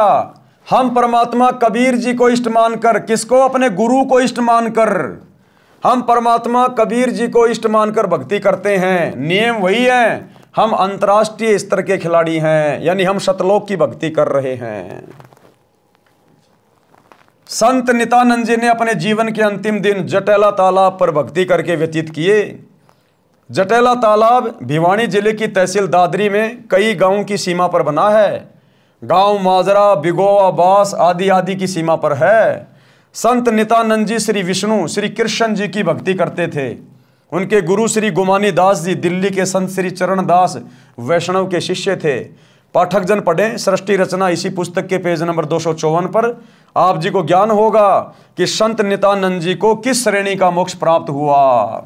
आधा अधूरा, वापस 84 लाख योनियों में जाना पड़ेगा, नरक भी भोगना पड़ेगा श्री विष्णु तक की भक्ति करने वालों को। संत गरीबदास जी को परमात्मा कबीर जी मिले थे। उन्होंने संत गरीबदास जी को बताया कि संत भगत किसी भी स्तर की भक्ति कर रहा है वह आदरणीय है, परंतु जब तक परम सतगुरु यानी पूर्ण गुरु नहीं मिलेगा, और पूर्ण गुरु एक केवल वर्तमान में एक ही है भाई, सतगुरु रामपाल जी, जो 2 अक्षर का सच्चा नाम दीक्षा में देता है, तब तक न तो उस गुरु की मुक्ति है और न शिष्य की। गरीब साध साध सब नेक हैं, आप आपनी ठोर, और जो निज धाम पहुंचाव ही सो साधु कोई और।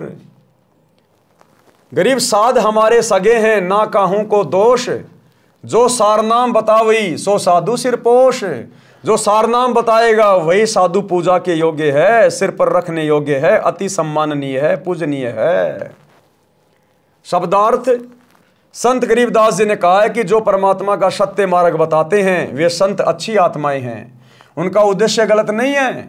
जो जहां तक का ज्ञान रखता है वह उस स्थान पर ठीक है। यानी जैसे कोई विष्णु जी की साधना बताता है, कोई शिव जी की तथा कोई ब्रह्म की साधना वेदों अनुसार करता तथा करवाता है, वह उस स्थिति तक तो ठीक है, परंतु उस साधक से निज धाम यानी सनातन परम धाम सतलोक प्राप्त नहीं हो सकता।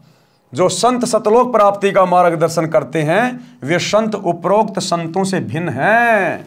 सतगुरु रामपाल जी सभी से भिन्न हैं, क्योंकि ये परमेश्वर हैं, परमेश्वर स्वयं कबीर भगवान।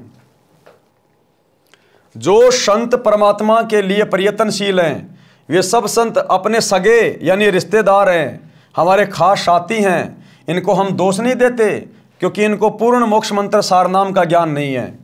इन संतों का शिष्य बनने से जीव का पूर्ण मोक्ष नहीं होता, जन्म मरण बना रहता है। जो संत सारनाम की दीक्षा देते हैं वे हमारे सिर के ताज हैं, वे सिर माथे पर रखने योग्य हैं, अर्थात विशेष आदरणीय हैं।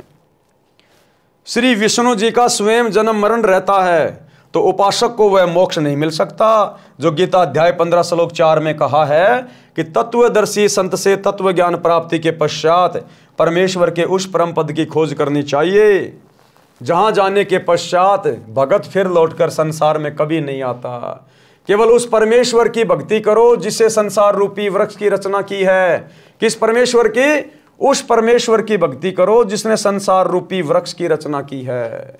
संसार का विस्तार जिनसे हुआ है, सारी सृष्टि के रचनहार सतगुरु रामपाल जी भगवान। हिंदू समाज के गुरुजन कहते हैं कि गीता का ज्ञान श्री कृष्ण जी ने अर्जुन को सुनाया। श्री कृष्ण जी श्री विष्णु जी का अवतार यानी स्वयं विष्णु जी माने जाते हैं। श्रीमद् भगवत गीता के अध्याय 4 श्लोक 5 में गीता बोलने वाले ने कहा है कि हे अर्जुन, तेरे और मेरे बहुत जन्म हो चुके हैं। अगर कोई ये मानता है कि गीता का ज्ञान श्री कृष्ण जी ने कहा है तो श्री कृष्ण जी मतलब श्री विष्णु जी, तो गीता अध्याय 4 श्लोक 5 में तो वो खुद स्वीकार कर रहे हैं कि अर्जुन तेरे और मेरे तो बहुत जन्म हो चुके हैं, तू भी जन्म मृत्यु में और मैं भी जन्म और मृत्यु में। तो भला विष्णु जी की साधना करके, श्री कृष्ण जी की साधना करके उनके भगत कैसे जन्म मरण से छुटकारा पा सकते हैं? श्रीमद् भगवत गीता के अध्याय 4 श्लोक 5 में गीता बोलने वाले ने कहा है कि हे अर्जुन, तेरे और मेरे बहुत जन्म हो चुके हैं, तू नहीं जानता, मैं जानता हूं। इससे स्पष्ट हुआ कि श्री विष्णु जी नाशवान है। नाशवान यानी जो जन्म और मरण में है, जन्म मृत्यु होता है। श्री देवी पुराण के 3रे स्कंद में स्वयं विष्णु जी ने स्वीकारा है कि मैं विष्णु, ब्रह्मा तथा शंकर जन्मते मरते हैं। हमारा तो आविर्भाव यानी जन्म तथा तिरोभाव यानी मृत्यु हुआ करता है। इससे भी स्पष्ट है कि श्री विष्णु जी अविनाशी नहीं है। गीता अध्याय 2 श्लोक 17, गीता अध्याय 15 श्लोक 17 में अविनाशी परमात्मा तो गीता ज्ञानदाता से भी अन्य कहा है। फिर गीता अध्याय 18 श्लोक 62 में गीता ज्ञानदाता ने कहा है कि हे भारत, सर्व भाव से तू उस परमेश्वर की शरण में जा, सर्व भाव से उस परमेश्वर की शरण में जा। उस परमेश्वर की कृपा से ही तू परम शांति को तथा सनातन परम धाम को प्राप्त होगा। भक्ति मुक्ति के दाता सतगुरु भटकन प्राणी फिरंदा, और इस साहिब के हुक्म बिना नहीं तरवर पात हिलनता। इस सतगुरु की रजा के बिना उस सनातन परम धाम में कोई झांक भी नहीं सकता। इन प्रमाणों से सहज में पता चलता है कि श्री नित्यानंद जी को गीता में वर्णित पूर्ण मोक्ष प्राप्त नहीं हुआ। कबीर जी ने कहा है कि जो जाकी शरणा बसे ताको ताकी लाज, जल स्यों ही मछली चढ़े बह जाते गजराज। भावार्थ, जो भगत जिस भी देवी देव की भक्ति करता है वह इष्ट अपने भगत को राहत अवश्य देता है, जो सामान्य व्यक्ति के लिए अनहोनी के समान होती है। उदाहरण के लिए यदि किसी व्यक्ति ने थानेदार की सेवा कर रखी है यानी मित्रता कर रखी है, तो थानेदार अपने मित्र को थाने में आने पर कुर्सी पर बैठाता है, चाय भोजन खिलाता पिलाता है, जो सामान्य व्यक्ति के लिए संभव नहीं है। यह सामान्य व्यक्ति के लिए अनहोनी से कम नहीं है। यदि किसी ने पुलिस अधीक्षक यानी एसपी से पहचान बना रखी है तो उसको और अधिक लाभ होता है। इसी प्रकार हम ऊपर चलें तो प्रांत में यदि मुख्यमंत्री जी से पहचान है तो उसको जो लाभ होगा वह नीचे वालों की तुलना में अनहोनी होगी। इसी प्रकार यदि देश के प्रधानमंत्री जी से मेल हो जाए तो लाभ का वार एन पार नहीं। इसी प्रकार यदि सत्य पुरुष कबीर परमात्मा सतगुरु रामपाल जी की भक्ति मिल जाए तो यहाँ की नीचे की शक्तियाँ तो हमें वो दे ही नहीं सकती जो ये परमात्मा दे देगा, फिर तो हमारे वारे न्यारे हो जाएंगे। लेखक ये कहना चाहता है कि यदि कोई देवी देवताओं की भक्ति करता है तो लाभ तो उनको भी मिलता है, उन देवी देवताओं की भक्ति करने वाले को भी लाभ देने वाला यही परमात्मा है, यही सतगुरु है। परंतु जो लाभ पूर्ण परमात्मा की भक्ति से सर्व लाभ होता है, यदि प्रधानमंत्री का व्यक्ति है तो उसके साथ देश के सर्व मुख्यमंत्री तथा अन्य अधिकारी कर्मचारी हो जाते हैं, सब उसका सहयोग करते हैं। यानी जब हम सतगुरु रामपाल जी की भक्ति करेंगे तो ये नीचे के देवी देवता तो वैसे हमारे साथ हो जाएंगे, ये हमें फिर परेशान नहीं कर सकते, दुखी नहीं कर सकते, सब उसका सहयोग करते हैं, विरोध का स्थान नहीं रहता। इसी प्रकार पूर्ण परमात्मा की भक्ति करने वाले भगत के साथ विश्व के सब देवी देवता हो जाते हैं, वे उसकी हर संभव सहायता करते हैं, बाधा नहीं करते। यदि कोई भूत पितर प्रेत भैरव बेताल पूर्ण परमात्मा के भगत को हानि करने की सोचता भी है तो देवी देवता ही उनको दूर कर देते हैं। यानी ये देवी देवता सतगुरु रामपाल जी की भक्ति लेने के बाद मर्यादा में रहेंगे तो हमारे सिक्योरिटी गार्ड बनकर रहेंगे, सिक्योरिटी गार्ड। और बताते हैं कि तुम्हें पता है ये किसकी शरण में है, फिर वे शैतानी शक्तियां भय मानकर कोई हानि करने की हिम्मत नहीं करते। यदि गलती से किसी भूत प्रेत ने कुछ छेड़छाड़ परमेश्वर के भगत से कर दी, किस परमेश्वर के भगत से? सतगुरु रामपाल जी परमेश्वर जी के भगत से, तो उसे परमेश्वर के गण पकड़ कर ले जाते हैं और पिटाई करके सलाखों के अंदर बंद कर देते हैं। परमात्मा कबीर जी ने कहा है कि एक साधे सब सदे, सब साधे सब जाए, माली सींचे मूल को फले फूले अगाए। बात अंत में भाई और बहनों वही आएगी, एक के साधे सब सदे, यानी हमने पतिव्रता पद की भक्ति पे आना पड़ेगा। हमने अब जून के महीने में उस नकली दाढ़ी मूंछ वाले कागज के कबीर को इष्ट मानकर कबीर प्रकट दिवस मनाना छोड़ना पड़ेगा। उस दाढ़ी मूंछ वाली फोटो को अपने घर से बाहर निकालना पड़ेगा, लॉकेट से बाहर निकालना पड़ेगा। हमने उन फोटोओं को दंडवत भी नहीं करना। हमने पतिव्रता पद पे आना है, हमारा पति हमारा गुरु है, ये हमारे इष्ट हैं, हमारे परमेश्वर हैं, हमने इस पद पे आना पड़ेगा। एक के साधे सब सदे, एक सतगुरु की भक्ति करने से, इनको साधने से सब की भक्ति सफल हो जाती है। और सब साधे सब जाए, और यदि हम सब की भक्ति करते रहेंगे, सभी को मानते रहेंगे, गरीबदास जी का भी बोध दिवस मना रहे हैं, और दाढ़ी मूंछ वाले कबीर जी का भी प्रकट दिवस मना रहे हैं, और अपने गुरु जी को भी कह रहे हैं हमारे गुरु जी भगवान है, परमात्मा है, तो परमात्मा कहते हैं फिर तुम्हारा सब कुछ नष्ट हो जाएगा, बर्बाद हो जाएगा। एक के साधे सब सदे, सब साधे सब जाए, और माली सींचे मूल को, जो माली होता है, जिसको प्रोसीजर का पता होता है, माली यानी भगत, जिसको वास्तु में ज्ञान हो गया, वो तो मूल की पूजा करेगा। तो भक्ति का मूल हमारा सतगुरु है। तो फले फूले अघाए, उसके बाद देखना कैसे भगत की भक्ति रूपी बगीची फूलों से फलों से लदपद हो जाएगी। शब्दार्थ, आम या अन्य पेड़ के पौधे की जड़ को जमीन में गड्ढा बनाकर रोपते हैं, जड़ की सिंचाई करते हैं। एक जड़ को साधने यानी पूजा करने से पौधे के सर्व अंग विकसित होते हैं। पौधा अच्छी तरह फलता फूलता है। पौधा पेड़ बनकर छाया, लकड़ी तथा फल देता है। यदि उस पौधे की शाखाओं को जमीन में गड्ढे में रोपकर सब शाखाओं की सिंचाई करेंगे और मूल की सिंचाई नहीं करेंगे तो सब कुछ नष्ट हो जाएगा। जगत वाले भाई बहनों को समझाने के लिए गुरुदेव कह रहे हैं, यदि सतगुरु की शरण में आने के बाद आपने उन पहले वाले देवी देवताओं को पूजना जारी रखा तो समझो आप तो पेड़ को टहनियों की ओर से जमीन में गाड़ रहे हो, और आप तो पेड़ की टहनियों में पानी डाल रहे हो, खाद डाल रहे हो, वो पेड़ सूख जाएगा। आपने पेड़ की जड़ में खाद पानी डालना पड़ेगा। जिससे आपने भक्ति ली है, जो आपका सतगुरु है, वो इस भक्ति रूपी पेड़ की जड़ है। जैसा सतगुरु कहे हमने वही भक्ति करनी है, वैसी करनी है, तब हमारा ये भक्ति रूपी पेड़ फलेगा फूलेगा। यदि पौधे की शाखाओं को जमीन में गड्ढे में रोपकर सब शाखाओं की पूजा करेंगे और मूल की सिंचाई नहीं करेंगे तो सब कुछ नष्ट हो जाएगा। माली यानी पौधा रोपण का जानकार, जिसे माली कहते हैं, वह मूल की ओर से पौधे को जमीन में लगाता है, मूल की सिंचाई करता है, लाभ लेता है। इसी प्रकार तत्वदर्शी संत संसार रूपी पौधे की मूल यानी परम अक्षर ब्रह्म को इष्ट मानकर पूजा करता तथा करवाता है। वह उस एक की पूजा करके सर्व देवों को साध लेता है। सभी देवता उसी सत्य पुरुष की आज्ञा में चलते हैं, साधक का कार्य सिद्ध करते हैं। यदि सब देवों की पूजा करेंगे तो सत्य पुरुष रुष्ट हो जाएगा। अगर सभी देवताओं की पूजा करेंगे तो सत्य पुरुष क्या हो जाएगा? नाराज। तो सत्य पुरुष कौन है? सतगुरु रामपाल जी।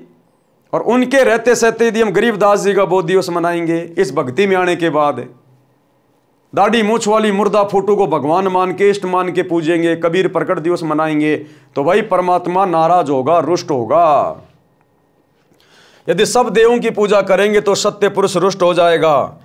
उसकी आज्ञा के बिना देवता कुछ नहीं कर पाते।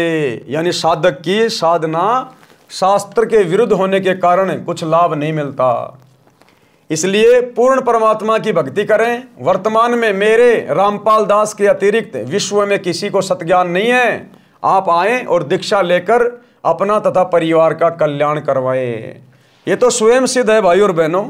ये तो मजबूरीवश गुरुदेव भगवान को बार बार अपना नाम लेके बोलना पड़ता है, क्योंकि परमात्मा कहते हैं कि हमने अपनी महिमा खुद करनी पड़ती है, स्वयं करनी पड़ती है। हमारे बारे में यहाँ दूसरा कोई नहीं जानता, इसलिए हमारी महिमा हमने आप बखानी।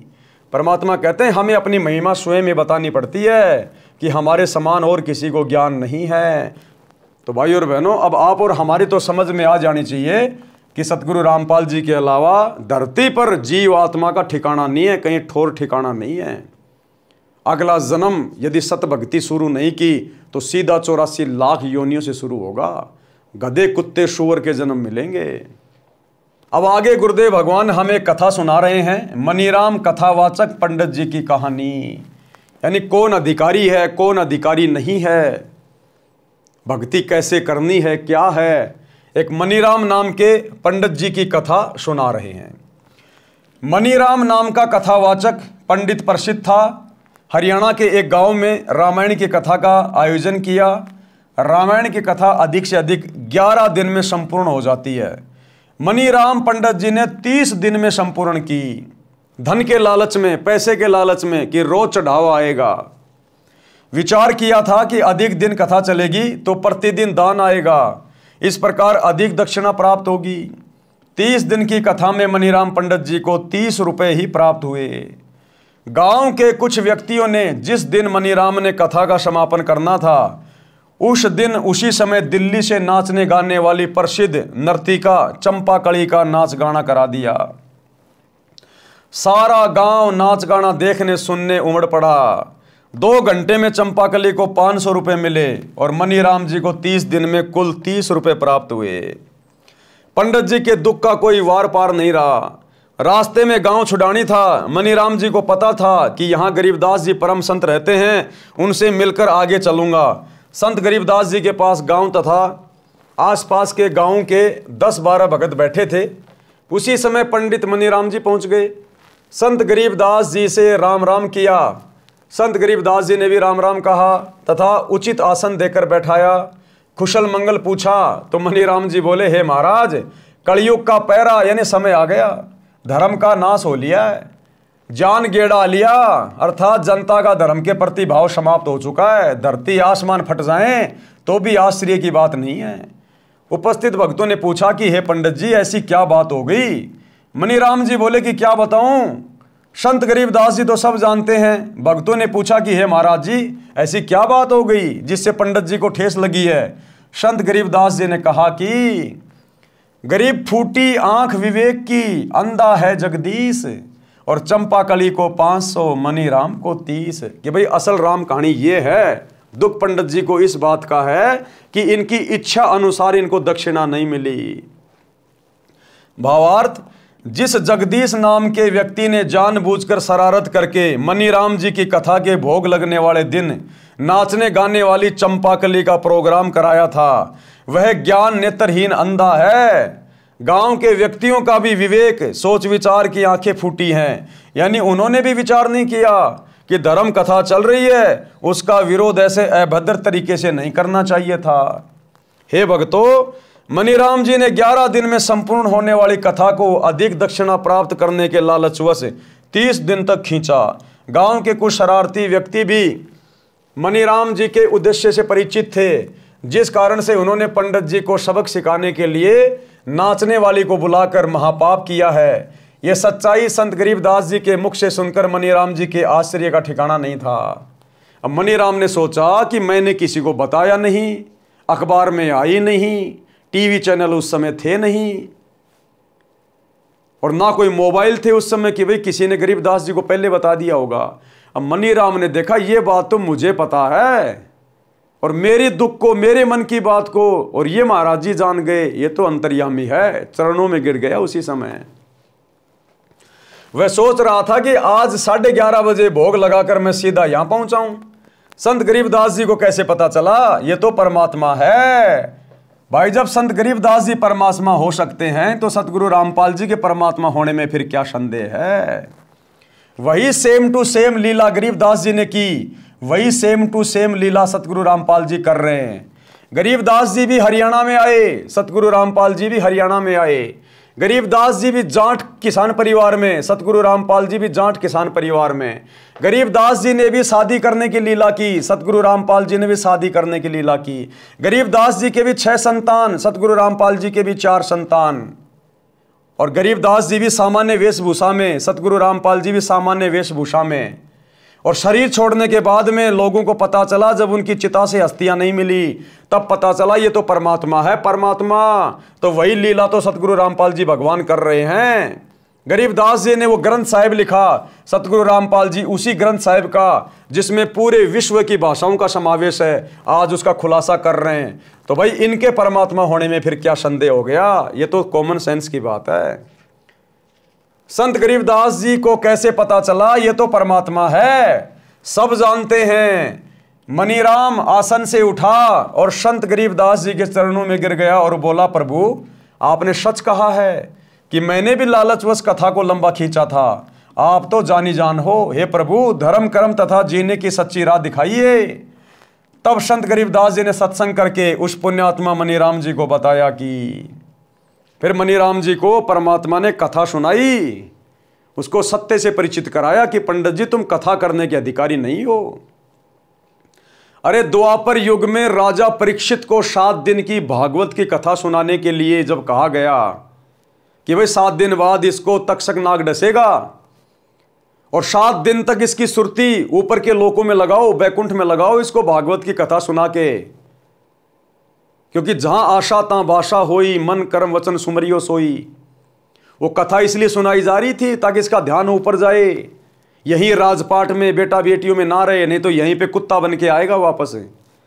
तो उस समय पूरी पृथ्वी पर द्वापर युग में भागवत की कथा करने के लिए कोई पंडित सामने नहीं आया।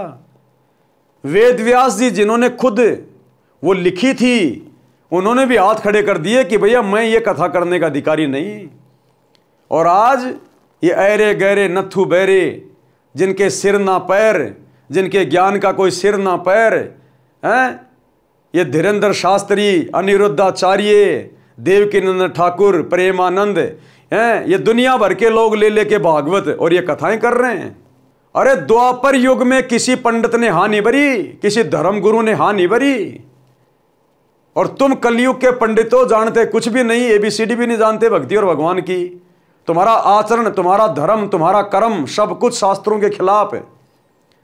तुम्हारा भगवान शास्त्रों के खिलाफ है, तुम्हारी पूजा पाठ की पद्धति शास्त्रों के खिलाफ है, तुम्हारे मूल मंत्र शास्त्रों के खिलाफ है।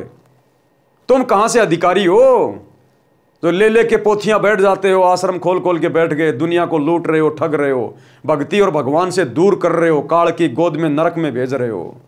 जब द्वापर में कोई अधिकारी नहीं था। हे मनीराम जी, आप पाठ करके जनता से धन लेते हो, ये आप पर ऋण बनता है, भार चढ़ रहा है, इसको ब्याज समेत लौटाना पड़ता है। अगले जन्म में जिन जिन से कथा करके तुम ये पैसा ले रहे हो ना, उन भक्तों के घरों में गाय बनना पड़ेगा, भैंस बनना पड़ेगा, बैल बनना पड़ेगा, ऊंट बनना पड़ेगा, सारा दिन खेतों में मेहनत करनी पड़ेगी, गधा बनना पड़ेगा, क्योंकि तुम अधिकारी नहीं हो कथा करने के। आज इस पूरी पृथ्वी पर सतगुरु रामपाल जी के अलावा किसी भी धर्मशास्त्र की कथा करने का कोई अधिकारी नहीं है, कोई भी। ये सब के सब आचार्य, शंकराचार्य, मंडलेश्वर, संत, महंत ये घोर पाप के भागी बन रहे हैं। अगले जन्म में अपने भक्तों के घरों में गधे बनेंगे, बैल बनेंगे, ऊंट बनेंगे, सारा दिन इनको लठ मार मार के इनको खेतों में जोता जाएगा। हे मनीराम जी, आप पाठ करके जनता से धन लेते हो, ये आप पर ऋण बनता है, इसको ब्याज समेत लौटाना पड़ता है। आपको यथार्थ आध्यात्मिक ज्ञान नहीं है, आप कथा पाठ तथा सत्संग करने के अधिकारी भी नहीं हो। आपने लोगों को आकर्षित करने के लिए गले में कंठी एक तुलसी के मनके को डोरे में डालकर गले में डालते हैं, जो वैष्णव पंथ की पहचान होती है, डाल रखी है। एक माला 108 रुद्राक्ष के मणकों की डाल रखी है, जो मंत्र जाप के लिए होती है, जिसे संतजन सुमरणी कहते हैं। मस्तिष्क में तिलक लगाकर रखा है, पीले वस्त्र धारण कर रखे हैं। संत गरीबदास जी ने वाणी द्वारा समझाया कि कंठी माला सुमरणी पहनने से क्या होए, ऊपर ढूंढा साध का अंतर राख्या खोए, कि अंदर तेरे को ज्ञान दो देले का नहीं है और ऊपर से तू एक नंबर का भगत बना दिखाई दे रहा है। भावार्थ, हे मनीराम जी, ऊपर के दिखावे से तो आप साधु लगते हो, यानी बाहरी आडंबर का तो ढूंढा उठा रखा है। आपकी वेशभूषा को देखकर तो भगत समाज कटकर मर जाए, परंतु अंदर गुण साधु के बिल्कुल नहीं। लालच के कारण अंतःकरण मलिन बना रखा है, साधुता खो रखी है, यानी संत भाव नहीं है। इसलिए कंठी माला सुमरणी को गले में डालने से साधु नहीं बनता। आत्म कल्याण के लिए पूर्ण संत से दीक्षा लेकर आजीवन मर्यादा में रहकर भक्ति करने से कल्याण होता है। आप पाठ करने के अधिकारी नहीं हो। अधिकारी बिना पाठ करना यजमान के साथ धोखा है। आपके पूर्वज ऋषिजन वास्तव में पंडित थे, विद्वान पुरुष थे, वे ऐसी गलती नहीं करते थे। यानी तुम्हारे पूर्वज जो द्वापर में थे वो ऐसी गलती नहीं करते थे। संत गरीबदास जी ने उदाहरण द्वारा समझाया है। राजा परीक्षित का उद्धार। अब मनीराम पंडित जी को गरीबदास जी ने राजा परीक्षित की कथा सुनाई, कैसे उसको तक्षक नाग ने डसा, कैसे उसको श्राप लगा, और 7 दिन की भागवत सुनाने के लिए द्वापर युग में कोई भी पंडित ऋषि कथावाचक सामने नहीं आया। सबने हाथ खड़ा कर दिया, क्योंकि 7वें दिन उसका रिजल्ट आना था। इसलिए सब के सब डर गए कि तुम्हारी पोल पट्टी खुल जाएगी, क्योंकि तुम अधिकारी नहीं हो। आज इन लोगों को डर नहीं है, इसलिए ले लेके कांख में पोथी और ये भागवत करने के लिए गांव गांव में जाके लगा के पांडाल बैठ जाते हैं। राजा परीक्षित का उद्धार। जिस समय राजा परीक्षित को ऋषि के श्रापवश तक्षक सर्प ने डसना था, तो राजा परीक्षित जी के उद्धार के लिए श्रीमद् भागवत सुधा सागर की 7 दिन की कथा करनी थी। पृथ्वी के सभी ऋषियों तथा पंडितों से श्री भागवत की कथा परीक्षित को सुनाने का आग्रह किया गया। वे वास्तव में पंडित थे, वे परमात्मा के विधान को जानते थे। उनको यह भी पता था कि 7वें दिन परिणाम आएगा। विश्व के बुद्धिजीवी व्यक्तियों की दृष्टि 7वें दिन परीक्षित का क्या होगा, इस पर टिकी थी। पृथ्वी के सभी पंडितों ने श्रीमद् भागवत की कथा सुनाने से मना कर दिया तथा कह दिया कि हम अधिकारी नहीं हैं, हम किसी के मानव जीवन के साथ खिलवाड़ करके पाप के भागी नहीं बनेंगे। जिस वेदव्यास जी ने श्रीमद् भागवत को लिखा था, उसने भी कथा सुनाने से इनकार कर दिया। सब ऋषियों ने बताया कि स्वर्ग से ऋषि सुखदेव जी को इस कार्य के लिए बुलाया जाए, वे कथा सुनाने के अधिकारी हैं। राजा परीक्षित के लिए स्वर्ग से सुखदेव ऋषि को बुलाया गया। कुछ समय नरक भोगकर युधिष्ठिर स्वर्ग में पुण्य फल भोग रहा है। उसने वंश के मोहवश होकर अर्जुन के पौत्र परीक्षित के उद्धार के लिए अपने कुछ पुण्यों को सुखदेव यानी सुखदेव ऋषि को दान किया। उस पुण्य की कीमत से श्री सुखदेव ऋषि जी विमान में बैठकर पृथ्वी पर परीक्षित राजा को श्रीमद् भागवत की कथा सुनाने आए। 7 दिन कथा सुनाकर परीक्षित का राज तथा परिवार से मोह समाप्त किया। तक्षक सर्प ने परीक्षित को कथा के दौरान ही डसा। उसी समय राजा की मृत्यु हो गई, परंतु कथा सुनने से परीक्षित का ध्यान संसार से हटकर स्वर्ग के सुख में लीन था। राजा के पद पर रहते हुए परीक्षित जी ने बड़े बड़े धर्म यज्ञ किए थे, जिस कारण से उनके पुण्यों का ढेर लगा था। वाणी में परमात्मा का विधान बताया है कि कबीर, जहां आशा तां बाशा होई, यानी मरते समय जहां भी आपकी इच्छा होगी, आपकी सुरती होगी, आपकी सोच होगी, मन कर्म वचन सुमरियो सोई। कहते हैं जहां आशा तां बाशा होई, अंत समय में मृत्यु के समय में जहां आपकी इच्छा होगी वहीं आपका पुनर्जन्म होगा। इसलिए कहते हैं मन कर्म वचन परमात्मा को सुमरते रहना चाहिए। गीता अध्याय 8 श्लोक 6 में भी यही प्रमाण है कि हे भारत, परमात्मा का यह विधान है कि जो अंत समय में जिसमें भाव यानी आस्था रखकर सुमरण करता है वह उसी को प्राप्त होता है। इसी विधान अनुसार राजा परीक्षित का जीव स्थूल शरीर त्याग कर जो सर्प विष से मर गया था, सूक्ष्म शरीर युक्त सुखदेव ऋषि के साथ विमान में बैठकर स्वर्ग में चला गया। संत गरीबदास जी गांव छुड़ानी जिला झज्जर ने मनीराम जी को बताया कि सुखदेव ऋषि के द्वारा सुनाई कथा से राजा परीक्षित का मन संसार से हटकर स्वर्ग की प्राप्ति के लिए प्रेरित हो गया था, जिस कारण से मृत्यु के उपरांत उस जन्म में राजा के दौरान किए पुण्यों के फलस्वरूप स्वर्ग चला गया। जन्म मरण का चक्कर अभी शेष है, यानी गधा कुत्ता सुअर तो बनना ही बनना है। केवल जितने उसके पुण्य रहेंगे उतने दिन वो स्वर्ग में रहेगा, बाकी फिर नरक में और फिर 84 लाख योनियों में। क्योंकि पूर्ण मुक्ति जन्म मरण का रोग तो केवल सच्चे सतगुरु की शरण में आकर आजीवन मर्यादा में रहकर भक्ति करने से कटेगा। काल ब्रह्म के लोक में स्वर्ग महास्वर्ग प्राप्ति को ही उद्धार हुआ मानते हैं, जो संपूर्ण आध्यात्मिक ज्ञान के टोटे का परिणाम है। काल ब्रह्म के लोक वाला उद्धार भी पृथ्वी के किसी ऋषि पंडित के स्तर का नहीं है, क्योंकि इनका पाठ व कथा यानी सत्संग करने में मान बढ़ाई उद्देश्य रहता है। एक दूसरे ऋषि के प्रति प्रसिद्धि की चाह में ईर्ष्या रोग भी लगा रहता है। सुखदेव जी एक संत जनक जी के शिष्य थे। राजा जनक को पूर्ण परमात्मा कबीर जी मिले थे, उनको सोहम नाम जाप दिया था। राजा जनक के प्रमुख तथा प्रिय शिष्य सुखदेव जी थे। जनक जी ने यह मंत्र केवल सुखदेव जी को दिया था, जिस कारण से सुखदेव का स्वर्ग समय अधिक है। राजा जनक के साथ काल ने धोखा किया था। उन्होंने अपने आधे पुण्य 12 करोड़ नरक भोग रहे जीवों को दान कर दिए थे, जिस कारण से उनका स्वर्ग समय कम रह गया था। और वे सन 1469 में पंजाब प्रांत में भारत देश में श्री कालूराम मेहता खत्री अरोड़ा के घर श्री नानक नाम से जन्मे थे। यानी सिख धर्म के प्रवर्तक श्री नानक जी राजा जनक वाली आत्मा है। राजा जनक वाली जो त्रेता में सीता जी के पिता थे, वर्तमान में पाकिस्तान देश में है।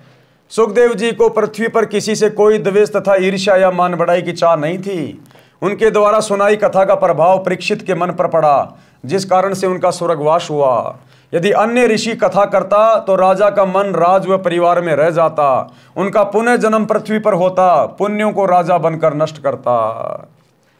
संत गरीबदास जी ने बताया कि हे मनीराम, जब तक जीव का जन्म मरण समाप्त नहीं होता तो उसको परम शांति नहीं होती। फिर राजा बनकर राज की लाभ हानि की आग में जलता है, निर्धन बनकर कष्ट उठाता है, फिर पशु पक्षी आदि आदि के शरीरों में कष्ट उठाता है। आप श्री विष्णु उर्फ श्री कृष्ण जी के भगत हो। वैष्णव साधु श्री विष्णु जी को इष्ट रूप में मानते हैं। आप ये भी मानते हो कि श्री कृष्ण यानी श्री विष्णु जी ने मद भगवत गीता का ज्ञान अर्जुन को सुनाया। गीता ज्ञान सुनाने वाला गीता अध्याय 18 श्लोक 62 में स्पष्ट करता है कि मेरे से अन्य कोई परम ईश्वर है। हे भारत, तू सर्व भाव से उस परमेश्वर की शरण में जा। उस परमेश्वर की कृपा से ही तू परम शांति को तथा सनातन परम धाम को प्राप्त होगा। यानी गीता बोलने वाले के पास में चाहे उसको श्री कृष्ण समझो, चाहे विष्णु समझो, चाहे काल समझो, अगर उस गीता बोलने वाले के पास में ही जन्म और मरण के रोग को समाप्त करने की भक्ति होती और परम सुख प्राप्त कराने वाली शक्ति होती, तो गीता अध्याय 18 श्लोक 62 में यह कभी नहीं कहता कि उस परम सुख को प्राप्त करने के लिए, सनातन परम धाम को प्राप्त करने के लिए, जहां जाने के बाद साधक फिर लौटकर संसार में नहीं आता, उसकी प्राप्ति के लिए तो किसी तत्वदर्शी संत की खोज कर ले। यानी श्री कृष्ण जी ने, श्री विष्णु ने उस काल ने अपनी भक्ति को रिजेक्ट कर दिया कि अर्जुन, मेरे पास में सदा सदा के लिए जन्म मरण से, 84 लाख योनियों से, नरक से मुक्त करने वाली भक्ति नहीं है। उसके लिए किसी तत्वदर्शी संत की खोज कर, और वो तत्वदर्शी संत वर्तमान में सतगुरु रामपाल जी हैं। इसलिए सतगुरु रामपाल जी के भगत अपने गुरु जी को श्री राम से बड़ा कहते हैं, श्री कृष्ण जी से बड़ा कहते हैं, काल से बड़ा कहते हैं, ब्रह्मा विष्णु महेश से बड़ा कहते हैं। क्योंकि वो जन्म मरण का रोग जो ना श्री कृष्ण काट सकता, ना ब्रह्मा विष्णु महेश काट सकते, ना काल काट सकते, क्योंकि यहां उन्होंने अपने हाथ खड़े कर दिए। गीता अध्याय 18 श्लोक 62 में स्पष्ट करता है कि मेरे से अन्य कोई परमेश्वर है, हे भारत तू सर्वभाव से उस परमेश्वर के शरण में जा, उस परमेश्वर की कृपा से ही तू परम शांति को तथा सनातन परम धाम यानी सतलोक को प्राप्त होगा। इसलिए सतगुरु रामपाल जी देवों के देव महादेव हैं, सर्व से ऊपर हैं, ये एकमात्र इष्ट हैं। गीता अध्याय 7 श्लोक 29 में गीता ज्ञानदाता ने बताया कि जो भगत जरा यानी वृद्धावस्था तथा मरण यानी मृत्यु से छुटकारा यानी मोक्ष प्राप्ति के लिए प्रयत्नशील हैं, काल लोक के राज्य तथा स्वर्ग महास्वर्ग तक की इच्छा नहीं रखते, वे तत्परम से संपूर्ण अध्यात्म से तथा सर्व कर्मों से परिचित हैं। गीता अध्याय 8 श्लोक 1 में अर्जुन ने गीता ज्ञान देने वाले से प्रश्न किया कि जिस तत्परम के विषय में आपने अध्याय 7 के श्लोक 29 में कहा कि वह तत्परम क्या है, इसका उत्तर गीता ज्ञानदाता ने गीता अध्याय 8 श्लोक 3 में दिया है और बताया कि वह परम अक्षर ब्रह्म है। कौन है? परम अक्षर ब्रह्म, कबीर देव। गीता अध्याय 8 के श्लोक 5 तथा 7 में गीता ज्ञानदाता ने अपनी भक्ति करने को कहा है जिससे मेरी प्राप्ति होगी, और गीता के अध्याय 8 के श्लोक 8, 9 व 10 में उस अपने से दूसरे परम अक्षर ब्रह्म की भक्ति करने को कहा है। तो भाई वो गीता बोलने वाले भगवान से अलग दूसरा भगवान कौन है जिसकी भक्ति करने के लिए वो कह रहा है? वो है सतगुरु रामपाल जी, परम अक्षर ब्रह्म, जिससे मेरी प्राप्ति होगी। और गीता के अध्याय 8 के श्लोक 8, 9, 10 में उस अपने से अन्य परम अक्षर ब्रह्म की भक्ति करने को कहा है जिससे उसकी प्राप्ति होगी। ये गीता अध्याय 8 श्लोक 9, 10 पढ़ लेना। शुरू में परमात्मा का नाम लिखा है कवि, गीता में भी परमेश्वर कबीर देव जी का नाम लिखा हुआ है। गीता अध्याय 2 श्लोक 12, अध्याय 4 श्लोक 5, अध्याय 10 श्लोक 2 में गीता ज्ञान बोलने वाले ने बताया है कि हे अर्जुन, तेरे और मेरे बहुत जन्म हो चुके हैं, आगे भी होते रहेंगे। अर्थात गीता ज्ञान देने वाला खुद जन्म और मरण में है, तो ये जन्म मरण का रोग तो सतगुरु रामपाल जी काट सकते हैं, सृष्टि में कोई दूसरा नहीं। गीता अध्याय 2 श्लोक 17 में जो अविनाशी परमात्मा कहा है तथा अध्याय 15 श्लोक 16, 17 में 3 पुरुष प्रभु बताए हैं। श्लोक 16 में क्षर पुरुष तथा अक्षर पुरुष का वर्णन है, दोनों नाशवान बताए हैं। फिर अध्याय 15 श्लोक 17 में अविनाशी परम अक्षर ब्रह्म की जानकारी बताई है। वह उत्तम पुरुष यानी सर्वश्रेष्ठ परमात्मा कहा है, वही तीनों लोकों का पालन पोषण करता है, वास्तव में अविनाशी है। गीता अध्याय 15 श्लोक 4 में गीता ज्ञान देने वाले ने स्पष्ट किया है कि तत्वदर्शी संत मिलने के पश्चात परमेश्वर के उस परम पद की खोज करनी चाहिए जहां जाने के पश्चात फिर लौटकर साधक संसार में कभी नहीं आते। अर्थात तत्वदर्शी संत की शरण में आने के बाद फिर सदा सदा के लिए जन्म मरण का रोग कट जाता है, 84 लाख योनियों का कष्ट मिट जाता है। वो साधक सदा सदा के लिए परम धाम सतलोक में चला जाता है। उस परमात्मा की ही भक्ति करनी चाहिए जिससे संसार रूपी वृक्ष की पर्वतीय विस्तार को प्राप्त हुई है, यानी जिस परमात्मा ने विश्व की रचना की है। संत गरीबदास जी ने मनीराम को बताया कि परम अक्षर ब्रह्म यानी तत्ब्रह्म की भक्ति मेरे यानी संत गरीबदास जी के पास है। उस समय गरीबदास जी के पास थी क्योंकि गरीबदास जी भी स्वयं परमात्मा थे, और वर्तमान में सतगुरु रामपाल जी के पास है क्योंकि ये स्वयं परमात्मा है, यही स्वयं गरीबदास जी हैं। यदि आप जी को पूर्ण मोक्ष करवाना है तो दीक्षा लो और कल्याण करवा लो। मनीराम जी को गीता के सर्व श्लोक कंठस्थ थे, तुरंत समझ गए और दीक्षा लेकर पाखंड त्याग कर कल्याण कराया। और वर्तमान में यदि किसी को गीता के श्लोक याद नहीं है तो सतगुरु रामपाल जी ने गीता जी को पहली कक्षा का कायदा बना दिया है।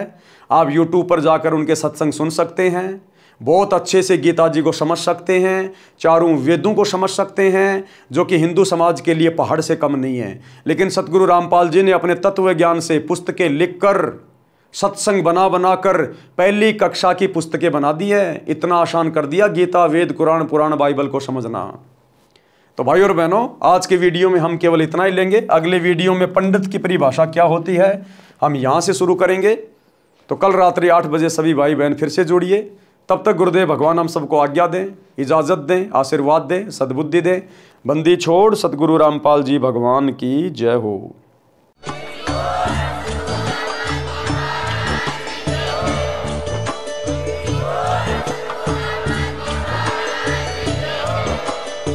भाई जो गुरु बचन पे डट गे,